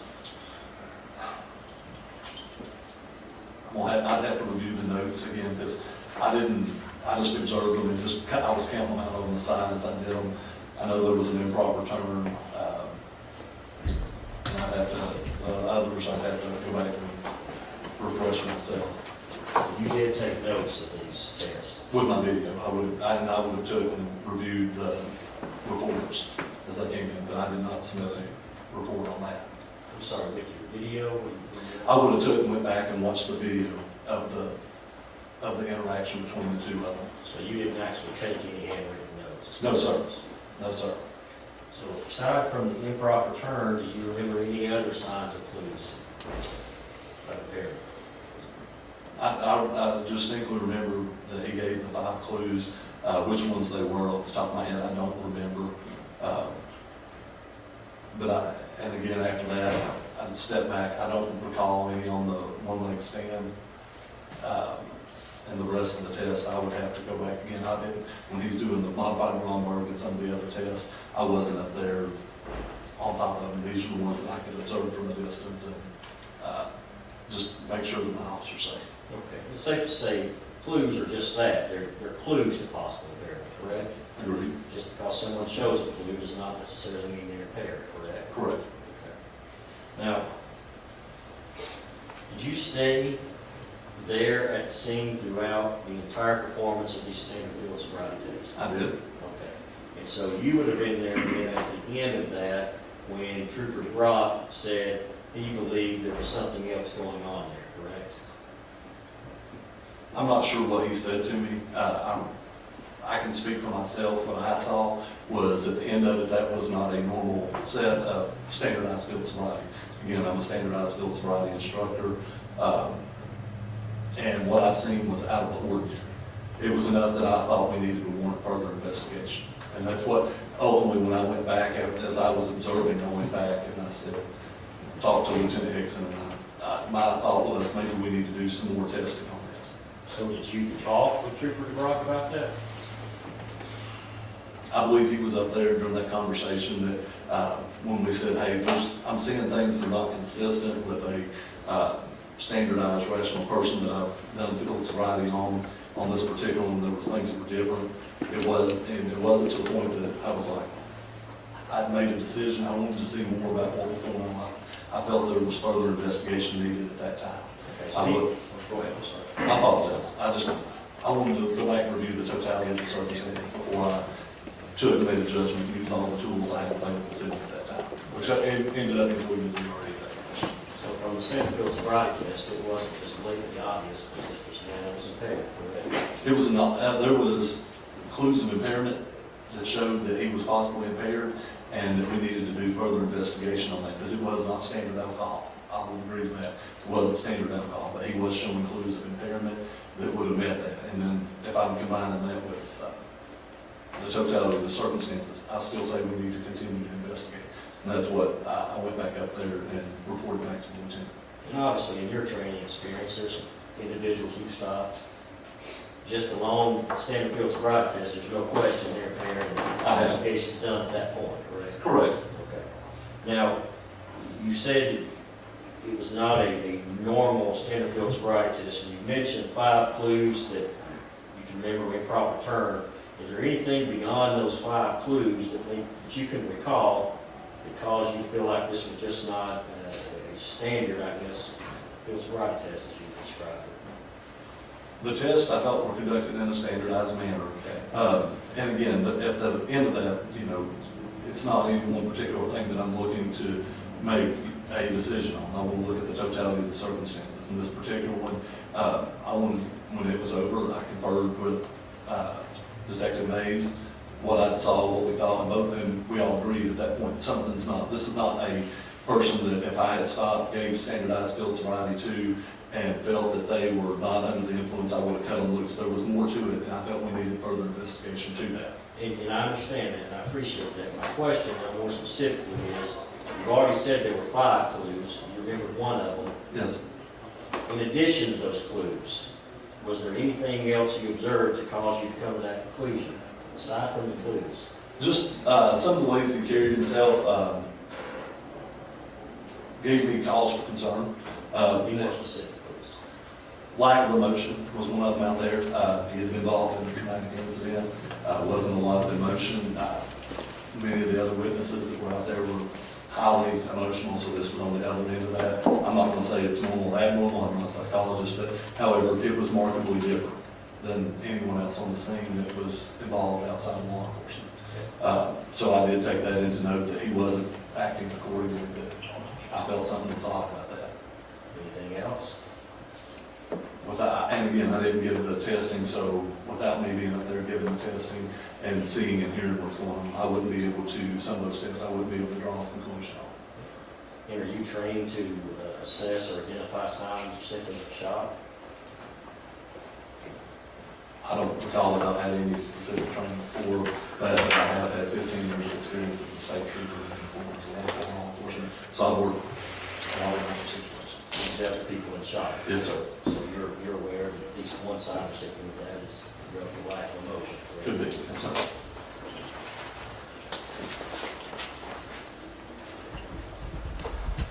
So it was after the performance of the Stanfield sobriety test.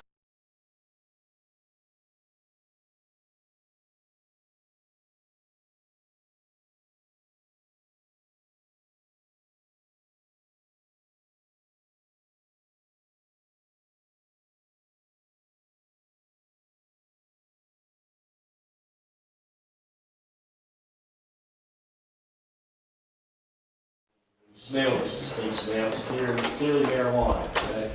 Right. Nowadays, we've got legal CBD and legal hemp, correct?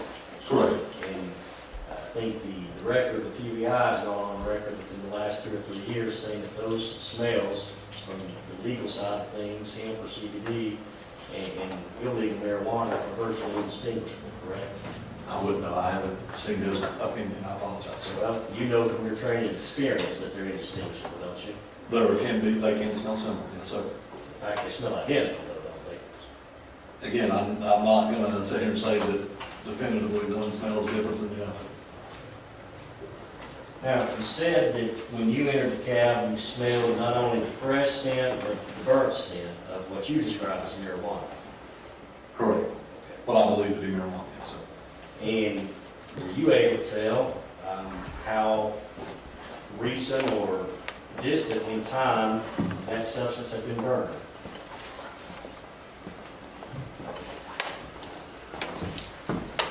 I can tell, I wasn't able to tell when it was burnt, no, sir. Now, when you started your inventory, as you said, you had to start from the driver's side, whereas you would normally start from the passenger side. Correct. The truck had obviously been in a collision and then collided against the right guardrail, correct? So were the items, the personal property items in the cab, in the sleeper area, were they all still organized, or were they kind of scattered about as a result of those two collisions? For the most These part, two. yes, sir. For the most part, he had his items secured, because most of the, again, it's meant to drive down the road, stop suddenly, and stuff like that. So the vast majority of his stuff was secured properly inside the vehicle. It did appear that he lived, of course, that was his home on the road, so it did appear to live in. So this bag that was just to the immediate right of his driver's side seat, do you know where that would have been sitting prior to the collisions? No, sir. Was there- Because he did have access to that vehicle. From what I understand from other troopers, he sat inside that vehicle for quite a long time by himself, so it could have been anyone in that vehicle. Now, the weapon, the firearm that you found in the black bag, I think you described it had a round in the chamber. Was it on safety, or do you know? It did. I don't believe it had a safety on it. Have safety. No, sir. And do you know, quantity-wise, how much of the substance that you believe is marijuana was found there in that bag? It would have been under a half ounce. It was grams. I'm sure they've sent that off to the TBI for examination.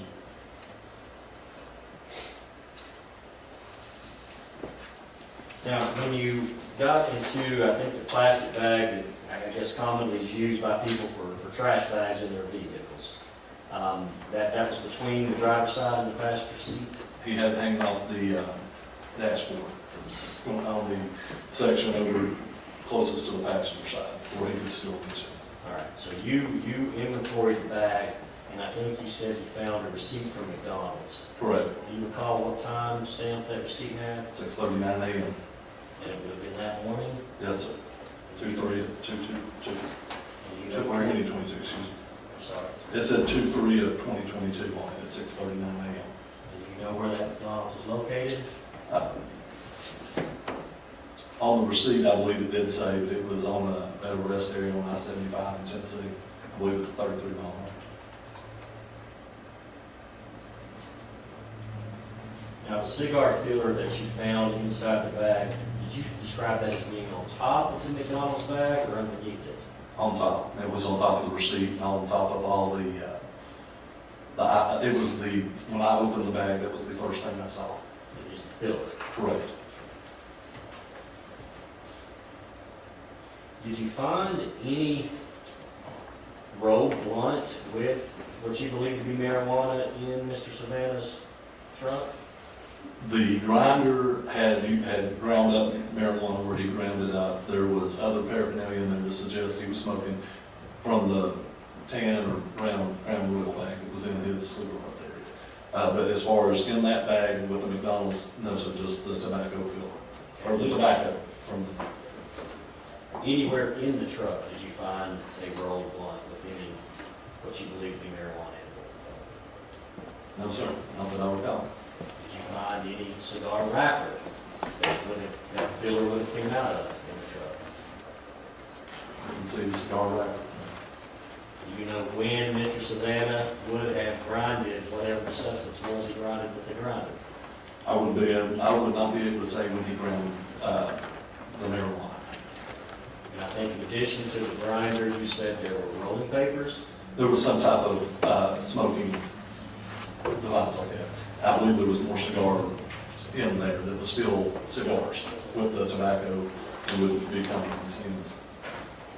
What other sign paraphernalia did you find? There was, one of the things that I know that he likes to smoke it off as much of it as he can, because he did have some hemostats that had burnt tips on them, which is a typical indicator in the drug world that they smoke it all the way past what they can hold with their finger. Hemostat, a little blonde plastic or white plastic thing? Hemostat would be the metal force-up type devices that they, it's not necessarily a, looks like a scissor, but has the blunt end where they can squeeze something with it.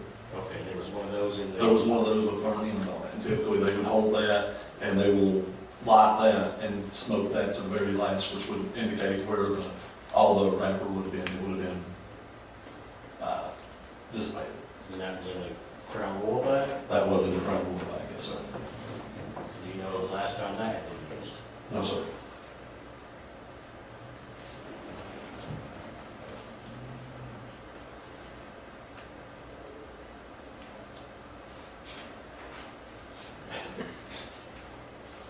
After you observed Mr. Savannah perform his standard field sobriety test, did you have any other interaction with him at all?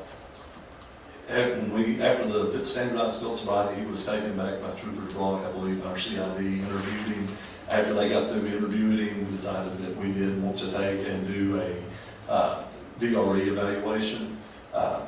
Lieutenant Brusky from the Tennessee Highway Patrol was there. He had an unmarked vehicle, or was at the, actually he stayed at our, I believe he was on the scene, but he had an unmarked vehicle, and Deputy Mase was also in an unmarked vehicle. So when they decided to take him to a secure location, we took him to our office in Loudon County, and I did transport him to the Loudon County post. So is the Loudon County, is that the Tennessee National Guard in Lenore City? Correct. That you're referring to? Correct. Is that a location that you commonly use to perform VREs?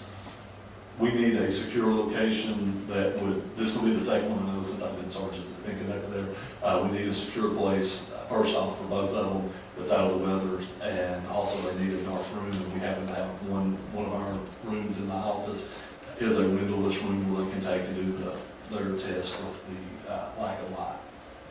Detective John Mase performed the DRE? Correct. Okay. Or the evaluation, and he's with who? The Roane County Sheriff's Department. Did the THP not have a DRE instructor or certified DRE officer?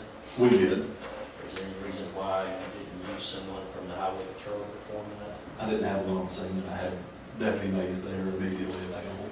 So I utilized the resources that I had immediately available to me. How soon, or well, we won't be assuming anything, have you seen the report from the DRE?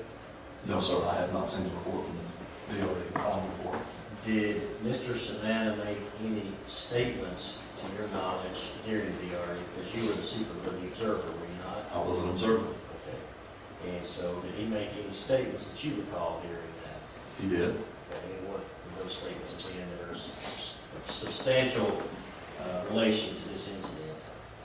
When Deputy Mase was talking to him about what his opinion was, that he was under the influence of marijuana, your client did in fact admit to smoking marijuana. He admitted to smoking it before he started driving, because he stated that he stayed the night in, I believe, Alabama. And he got up, he drove up to the exit there on I-75. That's when he fueled his vehicle. He got his McDonald's, and then he continued on his trip before he was involved in this crash. So he did admit that he smoked marijuana that morning. He did admit that that was marijuana in the vehicle. He admitted that it was, he had the only discrepancy between what happened and what we found was he said that they would be together in the hole in the sleeper boat. He said the marijuana, he described the container that I found it into the exact description. He described the brown Crown Royal bag, which was an obvious difference. Most of the time they were purple. He was able to describe the contents of what was in it. He admitted that he had had sausage, egg, and muffin, and orange juice and water that morning. He then admitted that, like I said, again, he had smoked before, and that the marijuana would be in there. Only difference being the marijuana was wrapped up in the leather turban. But everything else that he personally sat there, and again, he wasn't under arrest at the time. They were just having a conversation. He was telling him, and he even told him, he had informed him that he had rights to an attorney, and he still made these statements voluntarily. Again, so it confirmed everything that I saw and smelled that day. Let me back up. So prior to this evaluation, he was Mirandized? Or I don't know, he just thought he was advised when he took, and I don't know what they did, our CID interviewed him. And I don't know if they did or not. I believe he advised us when we were talking to him that he, at some point, someone had Mirandized him. That's the statement he made, that I was not present for that Mirandizing. Okay. So was there anyone present for this DRE evaluation besides Detective Mase, Lieutenant Rutsky, and yourself? No, sir. Was this evaluation recorded anywhere? I don't recall if Deputy Mase has some kind of recording device. I don't know. Was your audio recording device activated? It is, but inside that building, we don't even have cell phone signal. It's an old National Guard armory, so very big block between the two. When, based on your memory, did Mr. Savannah specifically say he had last smoked marijuana? He said it was before he went on duty that morning. It helped him calm down for that. Okay, do you know where he started his morning at? No, sir, because your client didn't do a logbook, so we have no accurate reflection of where he's at. It's just whatever he made up for the day. Okay, so you don't know where he started that morning? No, sir, the only place that we can definitively put him is through his receipts, and that'd be at the Charleston, Tennessee Loves at 6:30 in the morning, fueling his truck. And through your investigation or through his statements, were you able to determine that his morning actually started well before the McDonald's restaurant where you had receipts? The best of his description, it was already daylight, so we're talking at this time of year, probably after 6 a.m.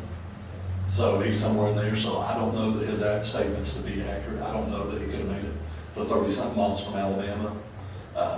It's not uncommon for a driver without a logbook to not tell us where they've been and where they've stayed because he's more worried about his job. What do you mean at 30-something miles from Alabama? Because he stopped at the 33 exit on I-75, so he's at least 33 miles into the state of Tennessee at 6:39 in the morning.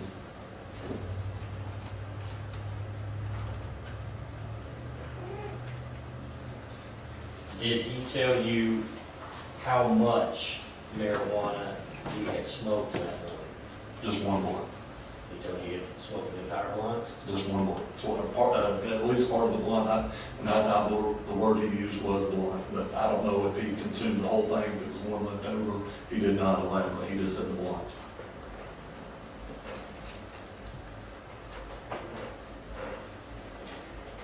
And as the observer, was there anything that you observed that gave you some indication that he was impaired or under the influence of marijuana, other than his statements? Again, the performance on the standardized field sobriety test, I don't, without going through, I don't have a report. No, I'm talking about they administer standardized field sobriety again in the controlled setting for the DRE. I'm not a DRE, but I did observe. Detective Mase did again go through the entire battery plus additional tests.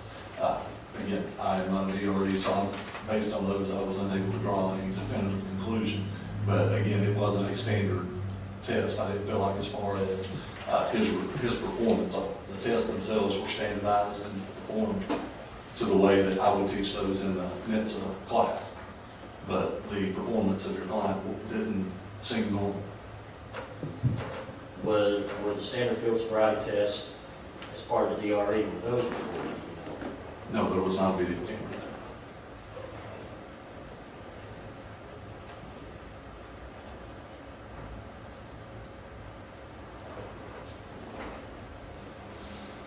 Just to make sure, you're not part of the CERT team that goes back and does the accident reconstruction or anything? No, sir.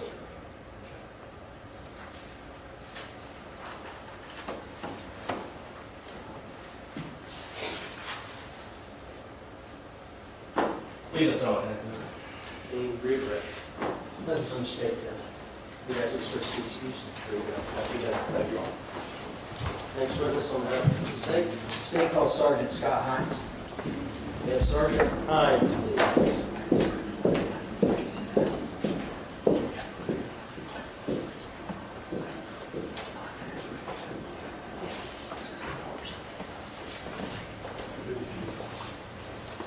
Scott Hinds, Sergeant Hinds.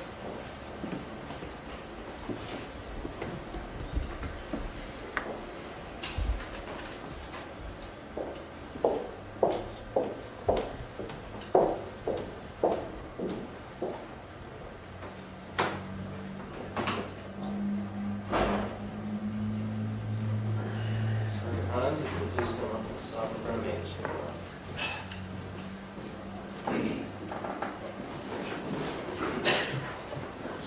Raise your right hand. You swear or affirm to tell the truth, the whole truth, and nothing but the truth, so help you God. I do, sir. Thank you.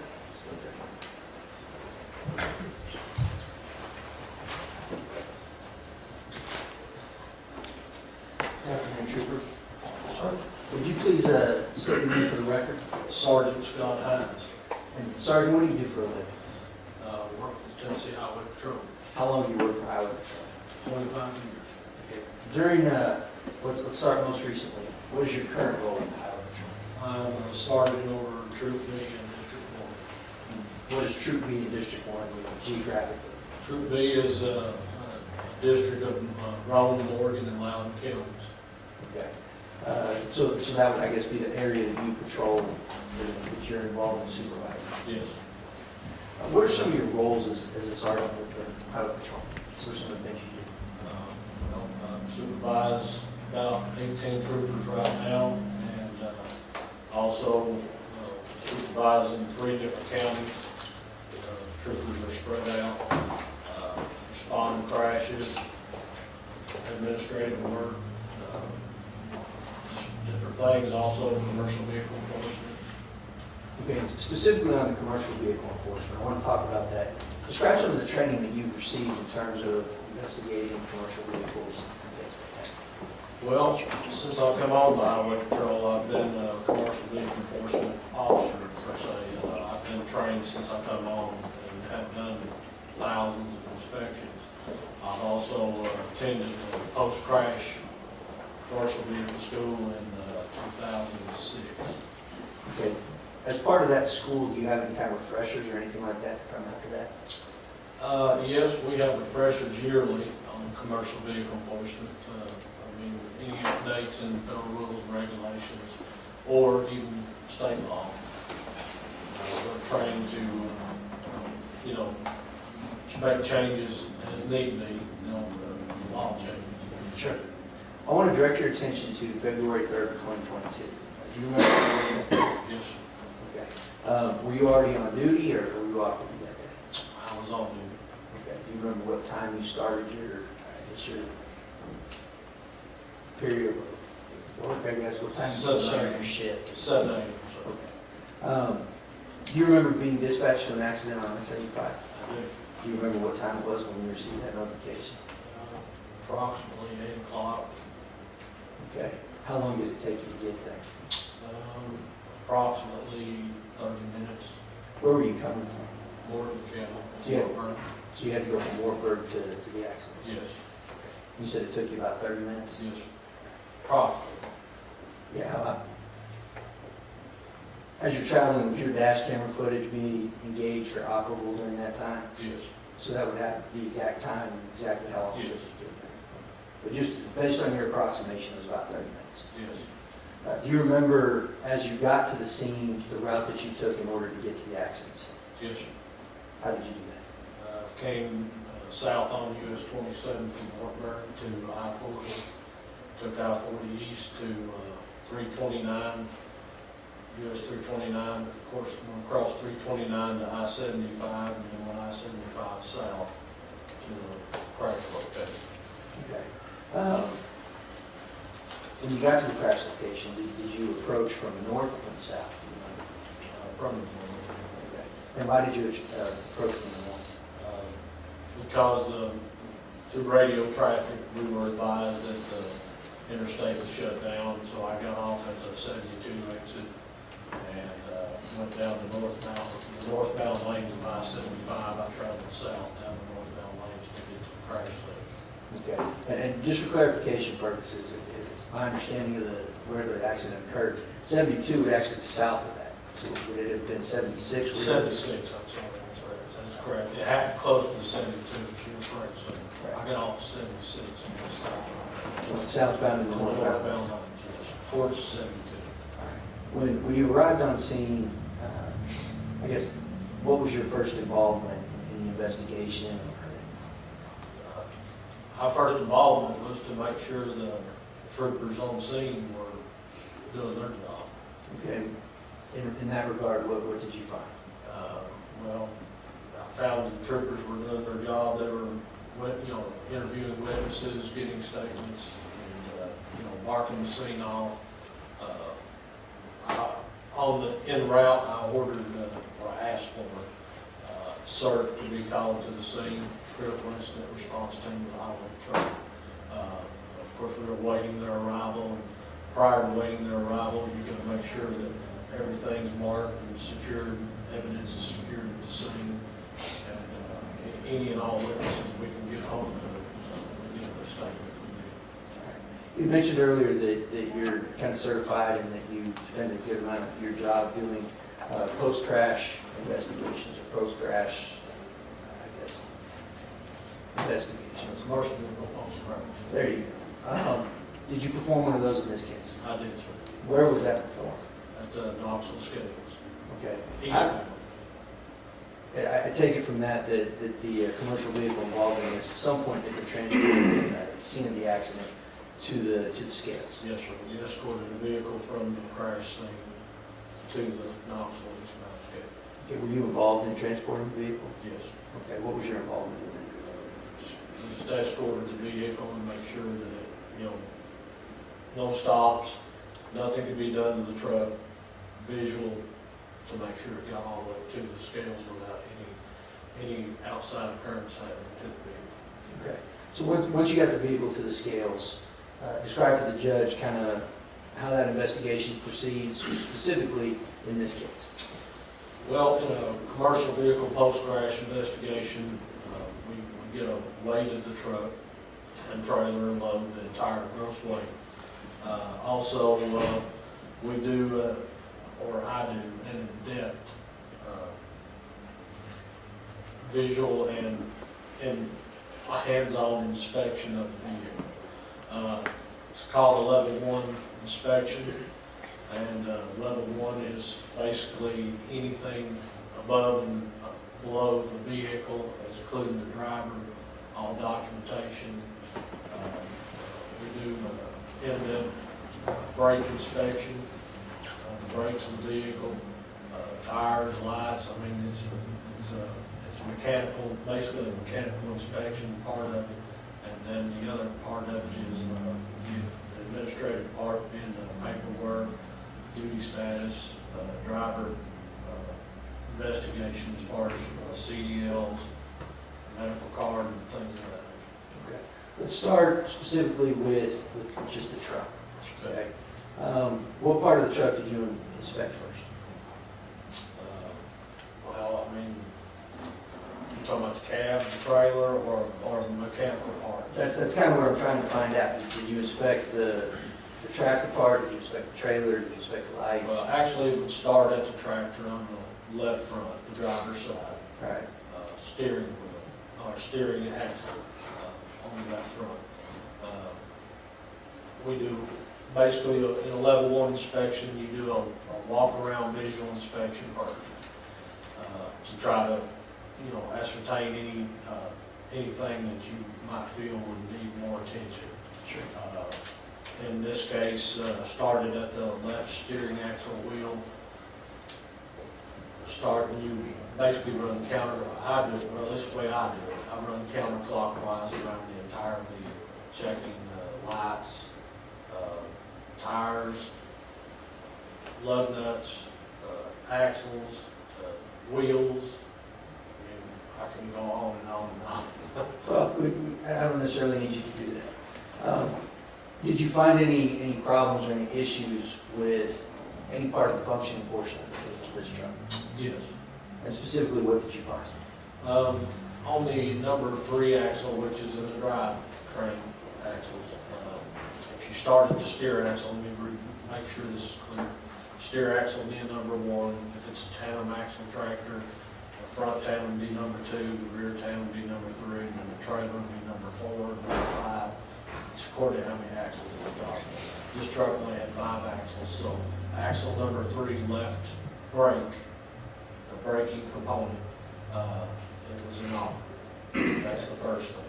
All right. It was also found to be out of adjustment even though it was inoperable. The same axle on the right-hand side, or passenger side, was also out of adjustment. Moving towards the rear, towards the trailer, it had a flat tire on axle number 5 on the inner side of the dual wheels. We call it inside left, number 5. Okay, so that, if I'm understanding correctly, usually when you see a tractor trailer, there's going to be 2 wheels Correct. on one side of the axle, so that would be inside wheel. Dual wheel. Right. Sorry, I interrupted you. No. Other than that, the rest of the damage discovered to the tractor and the trailer was physical damage that occurred post-crash. After the crash occurred, it was created during the crash. Okay. Okay, and Where was that located? mainly to the front right side of the tractor, or the truck. Okay, I call it truck or tractor. The headlight was broken off, the fender was broken off. There was some other structural damage, but you know, it was nothing that would occur prior to the crash or was existent prior to the crash. Okay, so those are things that would have happened during the crash. Yes. Okay. Going back to the brakes, with those brakes being inoperable, does that do anything in terms of, I guess, the legality of the truck being on the road? Yes, normally it would have been, if it would have been inspected at an inspection station or roadside inspection, the truck would have been placed out of service Okay. by federal rules and regulations. What about the flat tire? Would that contribute to that? Yes, sir, it would. Okay. Other than the brakes and the flat tires, is there anything else that would have made this vehicle, I guess, inoperable or that would have required it to stay there? Not to my knowledge, sir. Okay, so that's, to the best of your knowledge, the rest of it worked properly? Yes, sir. Okay. I think you mentioned that you also looked into the documentation of the driver. Yes. In regards to his driver's license, were you able to assess what type of driver's license he had? Yes.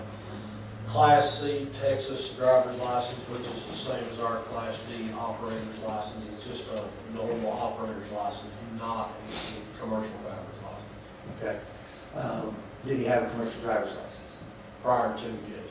Okay. When you say prior to, it sounds like something had happened and he didn't have one at the time. Could you explain that? This defendant had a medical card issue where he failed to certify his medical card through his state, and they basically took his CDL away because of that. Federal rules and regulations in the recent past have made it to where you have to have a medical card on file showing that the driver is physically fit to operate a commercial motor vehicle. And if you do not certify that through your state, they will cancel your CDL. Not suspend or revoke, but cancel. They just cancel the CDL. That's why he still had a regular operating license under his normal vehicle operation. Okay. Was there anything else that you found in regards to his documentation? You had mentioned logbooks and things like that that you looked at. Well, as far as logbooks, a driver is supposed to have a current day operating and 7 prior days in operation at any time that he's operating a commercial motor. This driver failed to have, number 1, an electronic device in his truck. His truck required an electronic logging device called an ELD, short. The truck failed to have that, and he did not have paper logs. The only paper logs he had, the old style paper logs, was only up to January 19th. Which would have been about 2 weeks ballpark. Approximately, yes, sir. Okay. Any other discrepancies that you found in regards to his paperwork? Well, as far as his CDLs go, his CDLs were also disqualified by the feds due to the fact that he had tested positive for marijuana and a blood or urine test, and they disqualified him from operating a commercial motor vehicle. Okay. And then one of the previous witnesses had talked about clearinghouse. Is that what you're referring to here? Yes. Okay, that would have been a disqualification through that clearinghouse. Clearinghouse is through Texas, and yes, that's a disqualification through her clearinghouse. Yes. Right. Okay. If I could have just 1 second.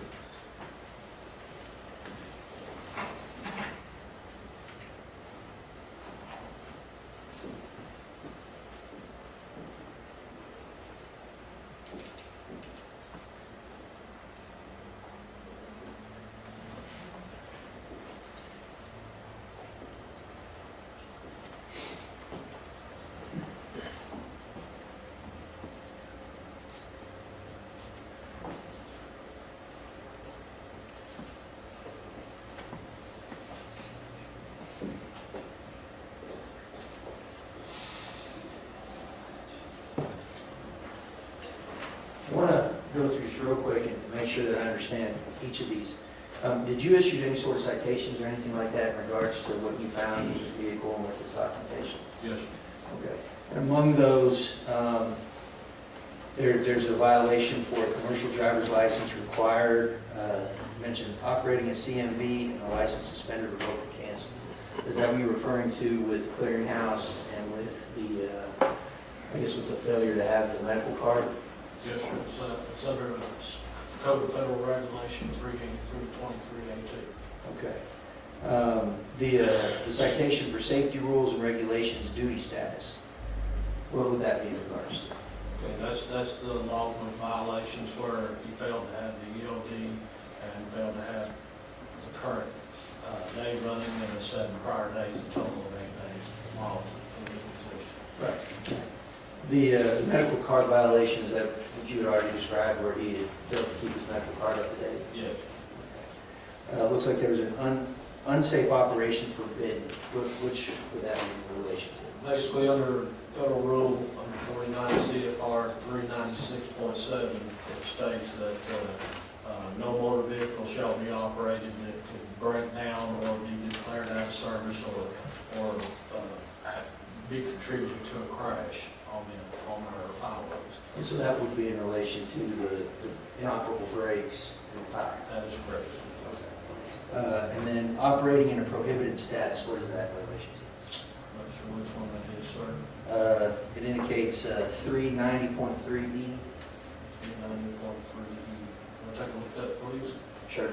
I believe that would be under the CDL where he was documented for the clearinghouse disqualification. My approach to this. And actually, this will be, I guess, Exhibit 5 for identification at this point. Am I right? Exhibit 4 for identification. It is 5. Okay, this is Exhibit 5 for identification. Would you go ahead and look at that? I'm sorry, can I see that? Yeah.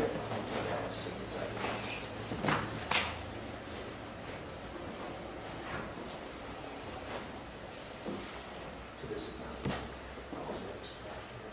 I just want to make sure that you see it.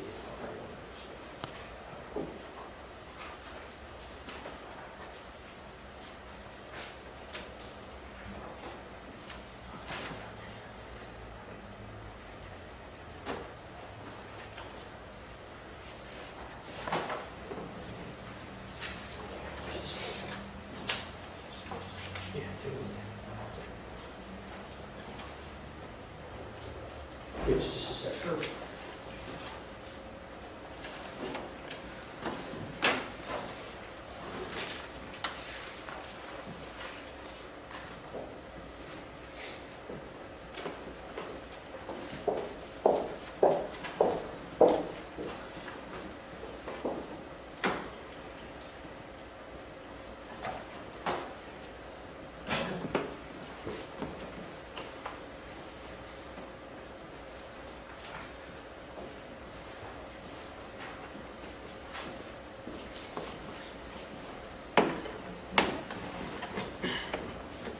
I'm going to show you what's been marked for identification purposes, Exhibit 5.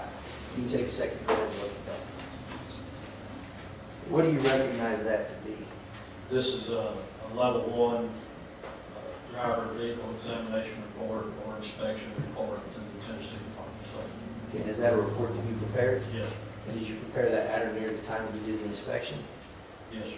And would reviewing that help refresh your recollection in terms of the citations that were given and issues that you found with the truck? Yes. Okay, so please take a moment to refresh your recollection. Then I'll re-ask my question.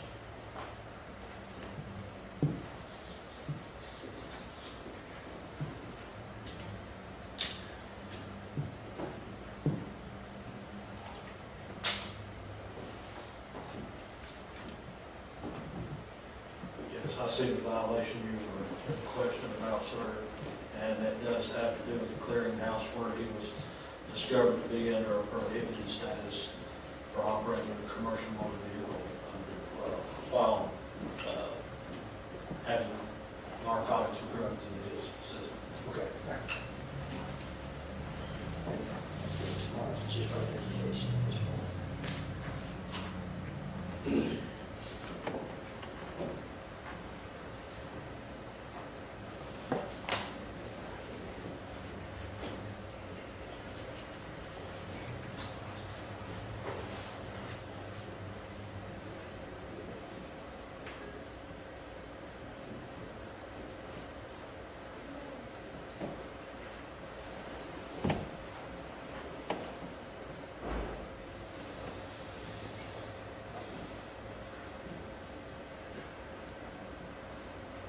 Isolation. Before I start the process, Mr. Savannah indicated he needs to use the restroom. We'll be going back 2.5 hours ago. She'll come out, well, do we have anybody that can take it? Here we go. You're away? Okay. Somebody have a good middle. I'll get that for her. Maybe that's just That's all right.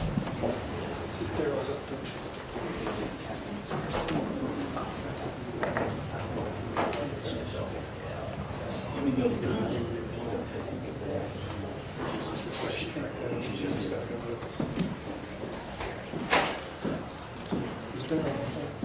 Yes. Oh, yeah, they swapped out. You ready? Ready.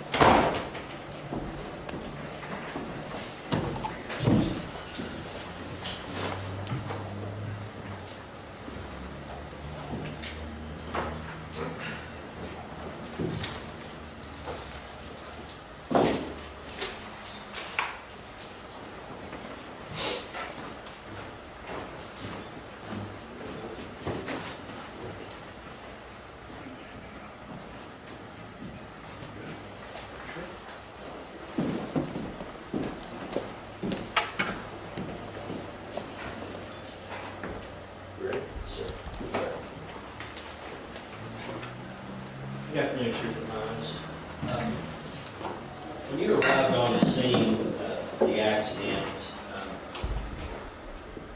both highway patrolmen were there, correct?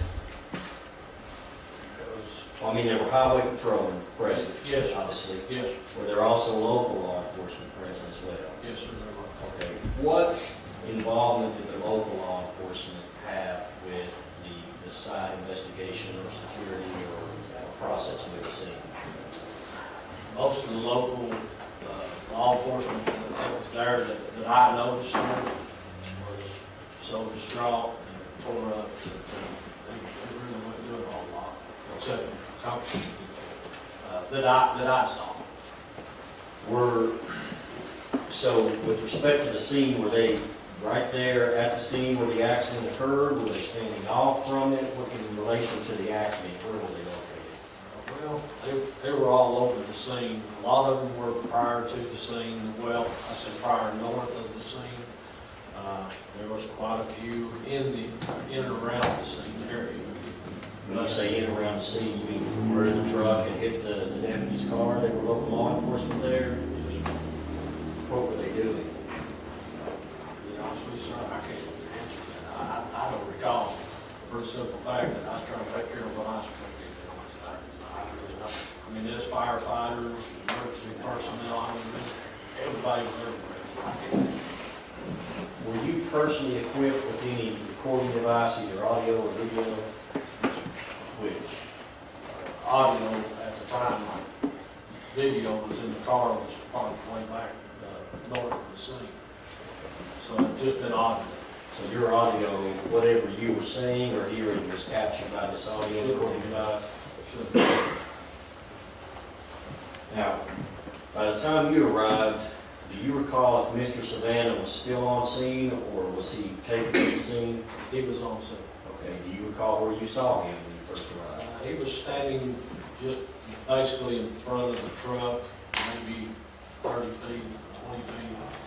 And if I recall correctly, I believe Trooper Brock was speaking to him. Okay. Was Trooper DeBrock performing or asking him to perform the standard field sobriety test at that time? No. Just interacting with him? Were you able to overhear any of that conversation? If I did, sir, I don't recall it. I mean, I ain't gonna tell you nothing I don't know, 'cause I don't honestly. Did you notice anything significant or anything that caught your eye about Mr. Savannah, the way he was acting, the way he was conducting himself? He was very calm. Seemed like he didn't have a care in the world, and seemed like he had a very little remorse. And what do you mean by didn't have a care in the world? What makes you say It that? seemed like it just happened to be there.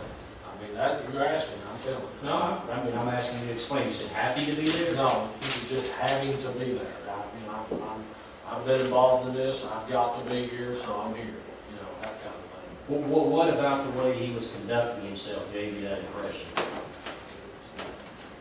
Absolutely, very little to say. No, I mean, I guess I'm comparing him to the way I would have been. If I would have been involved in that, and knew that I took a life, especially a deputy's life, I would have been just tore all to pieces. I would have been falling apart. He seemed very calm, just like he didn't have a care in the world. To me, I mean, that's my first view of it. Okay, and I just want to clarify, that's what I'm trying to flesh out here. You made that impression based off, I guess, his relative calmness after what had happened? And I'll ask you like I asked the other officers, you've been doing this a long time, been involved in a lot of motor vehicle accidents, correct? Yes, sir. And you've seen individuals who are in shock, have you not? Yes, sir. Okay, and at least one of the signs of a person in shock is relative lack of emotion, correct? Yes, sir. Was there anything other than his relative calmness that gave you the impressions that you just explained?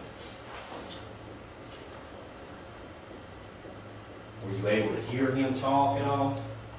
Yeah, I did hear him talking to Trooper DeBrock, and it seemed like I remember him talking to Trooper Arms. They were fixing to go to the hospital to do a blood draw. I don't recall what they were saying or what it was about. So nothing about his speech or his conversations with those two troopers or anything that you recall specifically? And other than seeing him talk to the two troopers you just described, I think you said about 30 feet in front of his truck, did you observe him at any other point there at the scene of the accident? No, just like I say, just he was standing there talking to Trooper DeBrock, and Trooper Arms was fixing to take him to the hospital. Trooper Arms' car was on the south end of the crash scene, where you came in from the south. Mine was on the north end. They used my patrol car unit to transport him to the hospital. Other than that, that's the only interaction I had with him. And I've And seen there that. very little interaction with that. And I've seen your cars, like most trooper cars, when you have a passenger in the back seat, of course, the conversations, if any. Yes, sir. If As long as nothing was turned on, they should have all that recorded. And have you gone back to see if it was recorded? Now, as far as transporting or towing Mr. Savannah's truck from the scene to where it was inspected, is it actually placed on a trailer or is it pulled? Pulled, so, Okay. And is that whole process recorded? with it being pulled, Well, being prepared to being pulled and being pulled. well, I mean, video's going, I don't know what you mean by recorded, sir. Well, video recorded. Okay, video recorded, well, there's plenty of video going on at that time, so it should have been, yes. Okay, I'm asking specifically, was there anyone recording the preparing the truck for towing? Or are you just talking about there were dash cams and cars and Yeah, things of just that? dash cams and cars. What about your inspection when you get back to where you are? Is that inspection recorded, audio or video? No. Unless somebody had one going that I'm not aware of. And besides yourself, who was present when that inspection was conducted? There's a bunch of them, sir. Myself, Lieutenant Dixon, Trooper Coker, I don't remember myself. There's a bunch of people there. Now, with respect to the number 3 axle, I think you said on the left side, it was just inoperable. Yes, And it was also, I think you said, out of adjustment. Yes. Okay. And then number 3 on the right side was just out of adjustment. That is correct. Okay. Would the truck still be able to stop with those 2 brakes, number 3 on the left being inoperable and number 3 on the right being out of adjustment? Yes, absolutely. Okay. And do you know what, if anything, those 2 issues with respect to the brakes contributed to this accident? I don't think they contributed at all. Okay. And why do you say that? Because the truck still had 8 fully functional brakes. And even if you figure the right number 3 axle, that brake was operable, it was working, it was just out of adjustment. So he had 9 operating brakes that were working to help stop the vehicle. And you may not be able to answer this, but based on your assessment of his vehicle inspection, looking at the damage on the front end, were you able to determine how fast Mr. Savannah would have been driving at the time he collided with the first car? No, sir. No way to tell. Now, with respect to the number 5 left inner tire that was flat, Yes. looking at exhibit number 5, may I approach the witness room?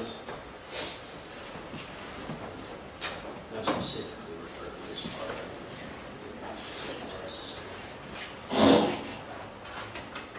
Yes. Okay, that says tire flat and/or audible air leak. Do you recall if the tire was still leaking air?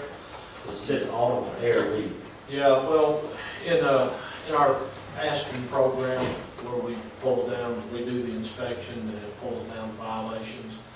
A tire can have an audible leak where it's leaking down, and as long as it gets past below half of its maximum pressure, it can be placed out of service. Or being flat. They cover both of those issues in that one code right there, 39375, if I'm not mistaken. And that's the reason it said that. This tire was just totally flat, had 0 PSI. And were you able to determine from your inspection when that tire became flat? No, I can't determine when. So you wouldn't know if it had become flat after the accident, during the accident, or before the accident, correct?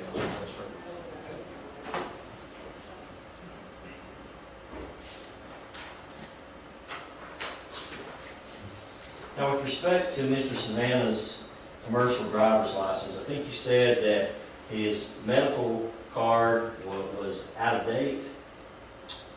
At one time, yes.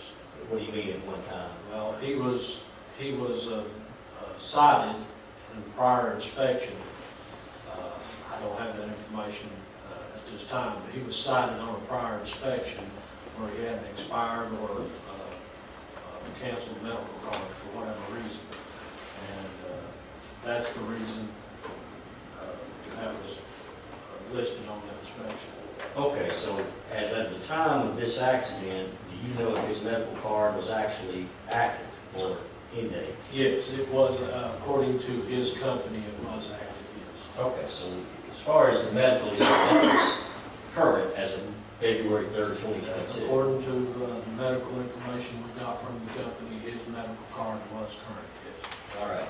Now, and I guess the commercial driver's license, based on your testimony, the disqualifying issue was a drug screen at some point within the last year. Yes. All right. Do you know if drivers receive notification of that? No, I'm not sure. You don't know? The medical exam, or medical, I forget what they call them, DR. Anyways, the medical person is supposed to contact them. Other than that, I don't know if they really do or not. I can't go further than that. Now, approach Wilson. Yes. Showing you exhibit number 5, Trooper. It indicates here that Mr. Savannah was in fact employed by Cobo Trucking out of Houston, Texas, correct? Yes. Okay, so that's who he was driving for on this particular day, that he started in Freeport, Texas, with the destination of Greenville, Pennsylvania. Greencastle, I'm sorry. Okay.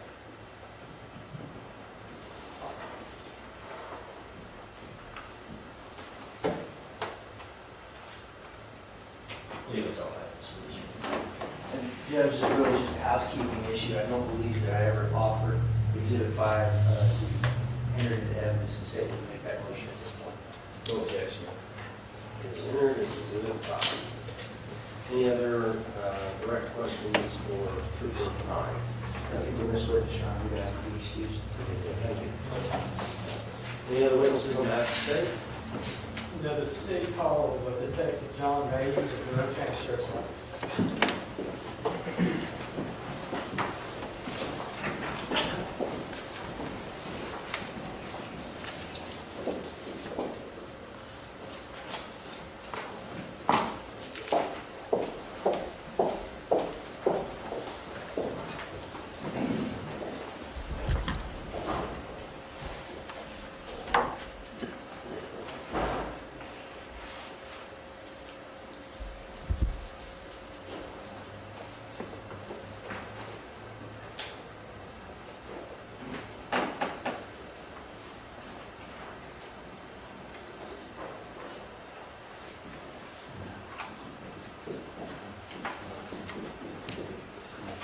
Detective Mase, can you come up, please?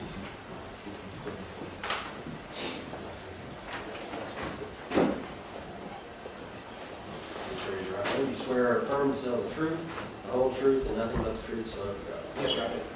Yes, sir.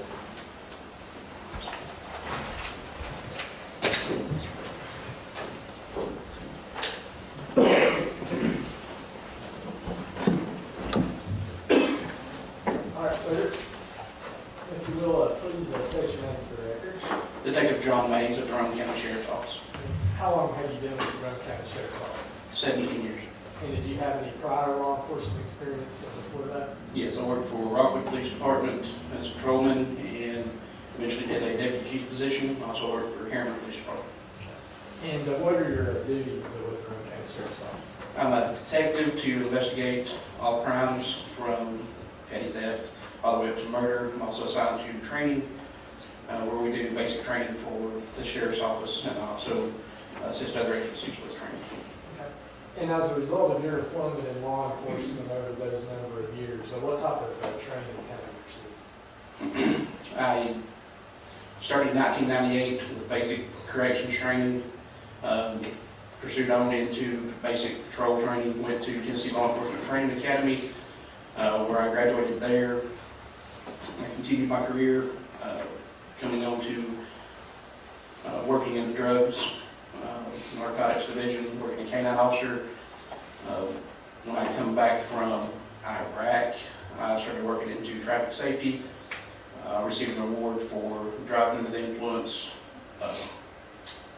successful prosecutions and convictions through Mothers Against Drunk Driving, I continued on into advanced roadside impaired driving enforcement training, where I took a liking to concentrating on drug impaired driving. From there, I went and become a standardized field sobriety testing instructor. I continued my career from traffic safety to becoming a drug recognition expert, where after my final knowledge exam, I was there, holding a certificate for being a drug recognition expert. I continued that career and becoming into a drug recognition expert instructor and an advanced roadside impaired driving enforcement, or ARIDE driving instructor, well, where we teach through the state of Tennessee from Bristol to Memphis and everywhere in between, training officers on how to do standardized field sobriety testing, advanced roadside impaired driving enforcement, and to become a drug recognition expert.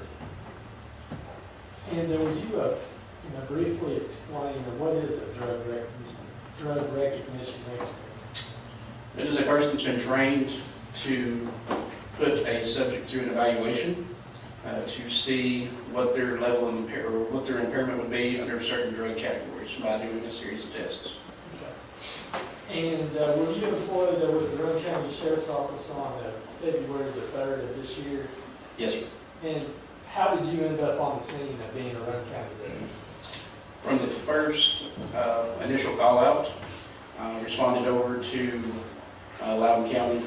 There was a call of an officer that had been struck by a vehicle. We went over to assist on the scene. An officer being struck. They would need officers for calls for service.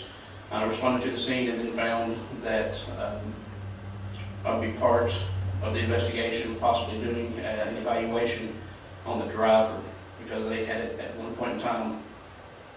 Wanted to make sure that one of the tests that we can do as a drug recognition expert is we can either prove or disprove that they are impaired. And what interaction did you have with Mr. Savannah at the scene? At the scene, I went with Trooper Dubrock to observe his standardized field sobriety testing, and then shortly after he was transported to, or sometime after, he was transported to the Tennessee National Guard for a evaluation. And why did you go to the Tennessee National Guard? It was an area that was capable of performing this evaluation. It was not a biased location, being Loudon County Sheriff's Officer, since they had a death of an officer there. He would not be transported to Roane County. There had no jurisdiction there for us to bring him to my office where we typically do this. And the National Guard Armory has the facility that is large enough to be able to do all the testing, and they had a room that we could do the darkroom examinations. And who all accompanied you to the armory? Be Lieutenant Rusky with Tennessee Highway Patrol and Sergeant Robert Woody. And, why was the DRE evaluation conducted in this case? A couple things. One, it's controlled environment. As I testified earlier, you can either prove or disprove their impairment. Secondary, I observed his standardized field sobriety tests that were done by Trooper Dubrock and saw some small signs of impairment that you would typically see with somebody that would be under the influence. And upon arrival at the armory, how does that process work as far as conducting the DRE evaluation?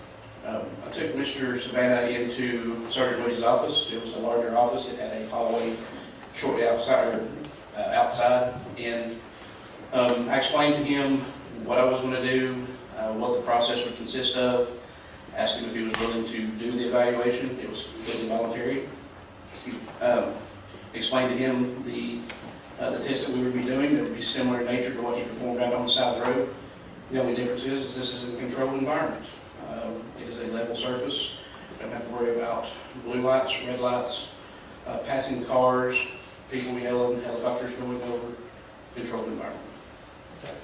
And to your knowledge, had Mr. Savannah been Mirandized at this point? Yes, he was Mirandized by Lieutenant Morton, and the time is documented on my evaluation sheet.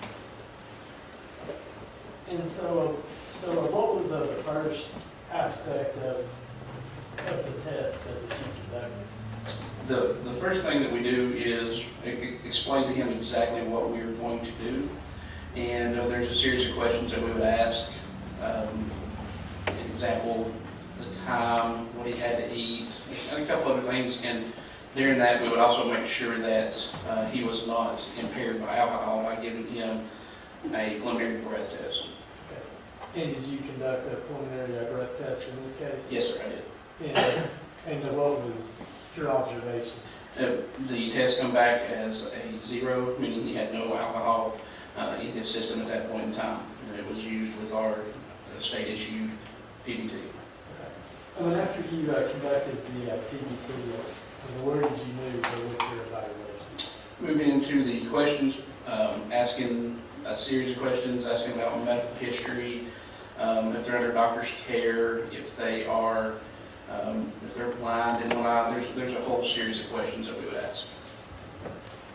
And then after you got over the initial inquiries,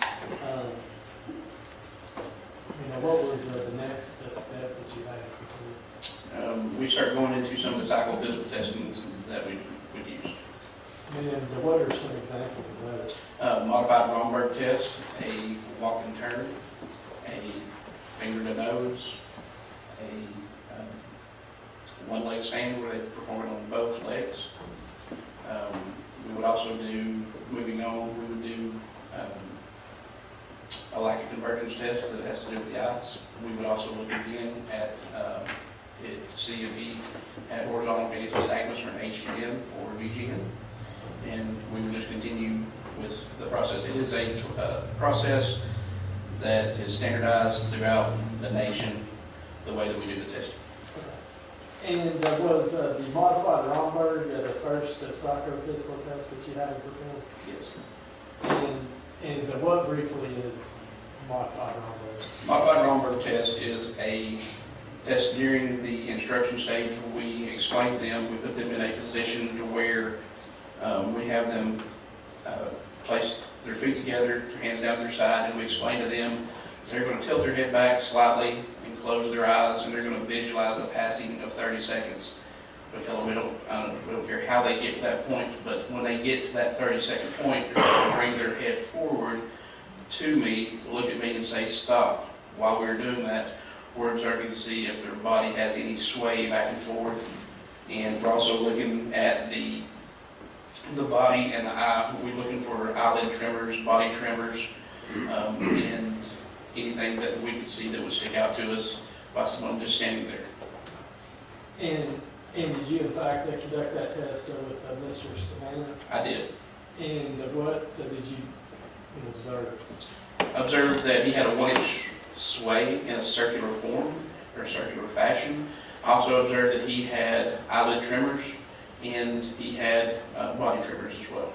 Okay. And through your training and experience as a law enforcement officer and also as a drug recognition expert, his performance on the modified Romberg test, what could that indicate to you? It could show impairment.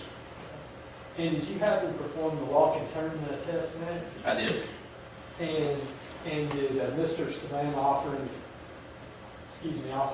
physical reason he would not be able to perform that test? Before we started in the questioning phase, I asked him if he was able to perform any test that was given to him, and he stated yes.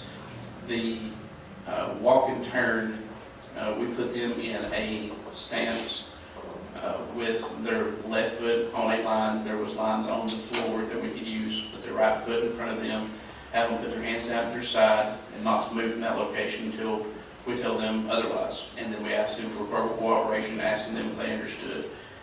Mr. Savannah stated that he understood, and I continued with my instructions.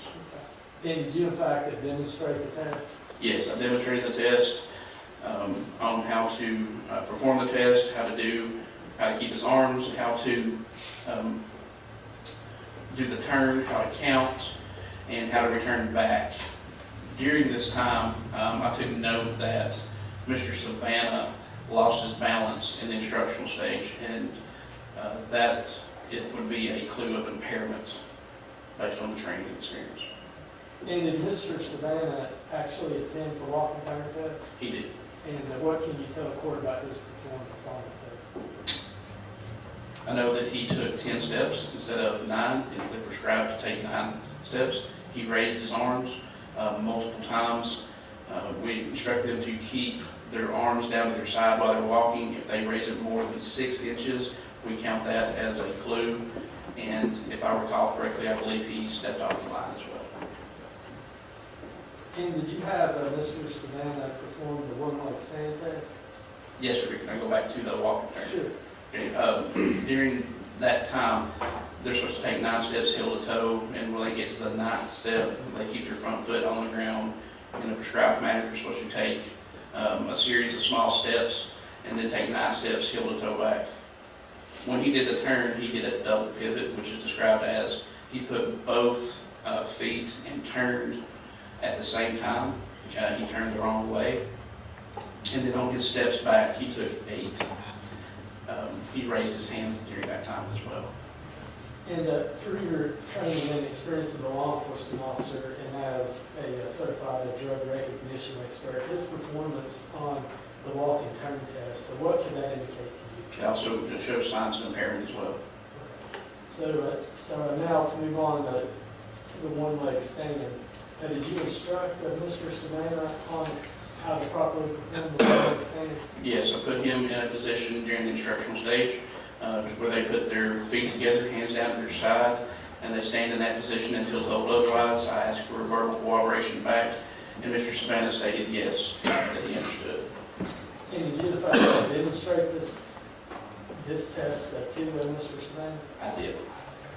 And what can you tell the court about his performance on that? I would have to refer to my notes for the actual numbers, but during the instructional stage, the first thing we have them do is stand on their left foot and raise their right foot 6 inches off the ground with their foot parallel, legs straight, arms straight, hands down to the side. They look at the tip of their toe while counting or while it's parallel, and we advise them to count 1001, 1002, 1003, 1004 until I tell them to stop. And we time them for 30 seconds, but we do not tell them how long we time them for. And at the conclusion of your evaluation, did you generate a drug influence narrative or a DRE report in this matter? I did.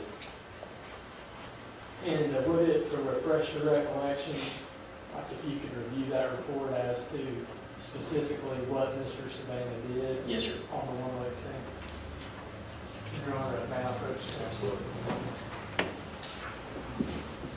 May I approach the Yes.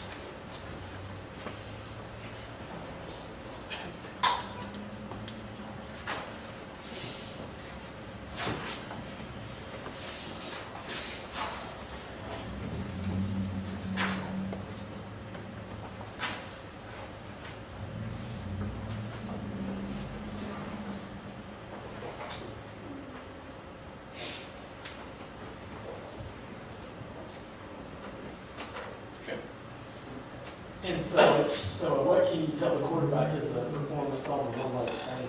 As I stated earlier, we have asked him to do it on both.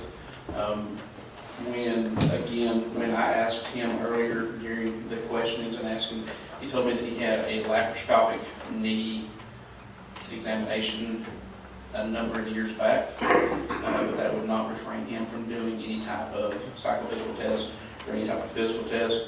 On the one-leg stand, as it states from my report, he was placed in an instructional stage and instructed him how to do this test and demonstrated as well.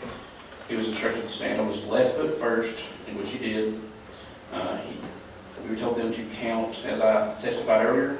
He counted slow, did not place his foot approximately 6 inches from the ground, and did not place his foot parallel. He did not keep his legs straight during this, on the first part of this test. He counted to 26 in the allotted 30 seconds. He was instructed to count 1001, 1002, 1003, etc. And he counted this way until he got to counts 8, 9, 12, 14, and 15. And while he was counting the test, he had a low and slow voice, and he didn't count as he was instructed. So for this portion of the test, he did not perform the test as he was instructed. And through your training and experience as a law enforcement officer and as a drug recognition expert, his performance on the one-leg stand, what could that indicate? For that portion of it, on that part of the one-leg stand, it would show signs of impairment.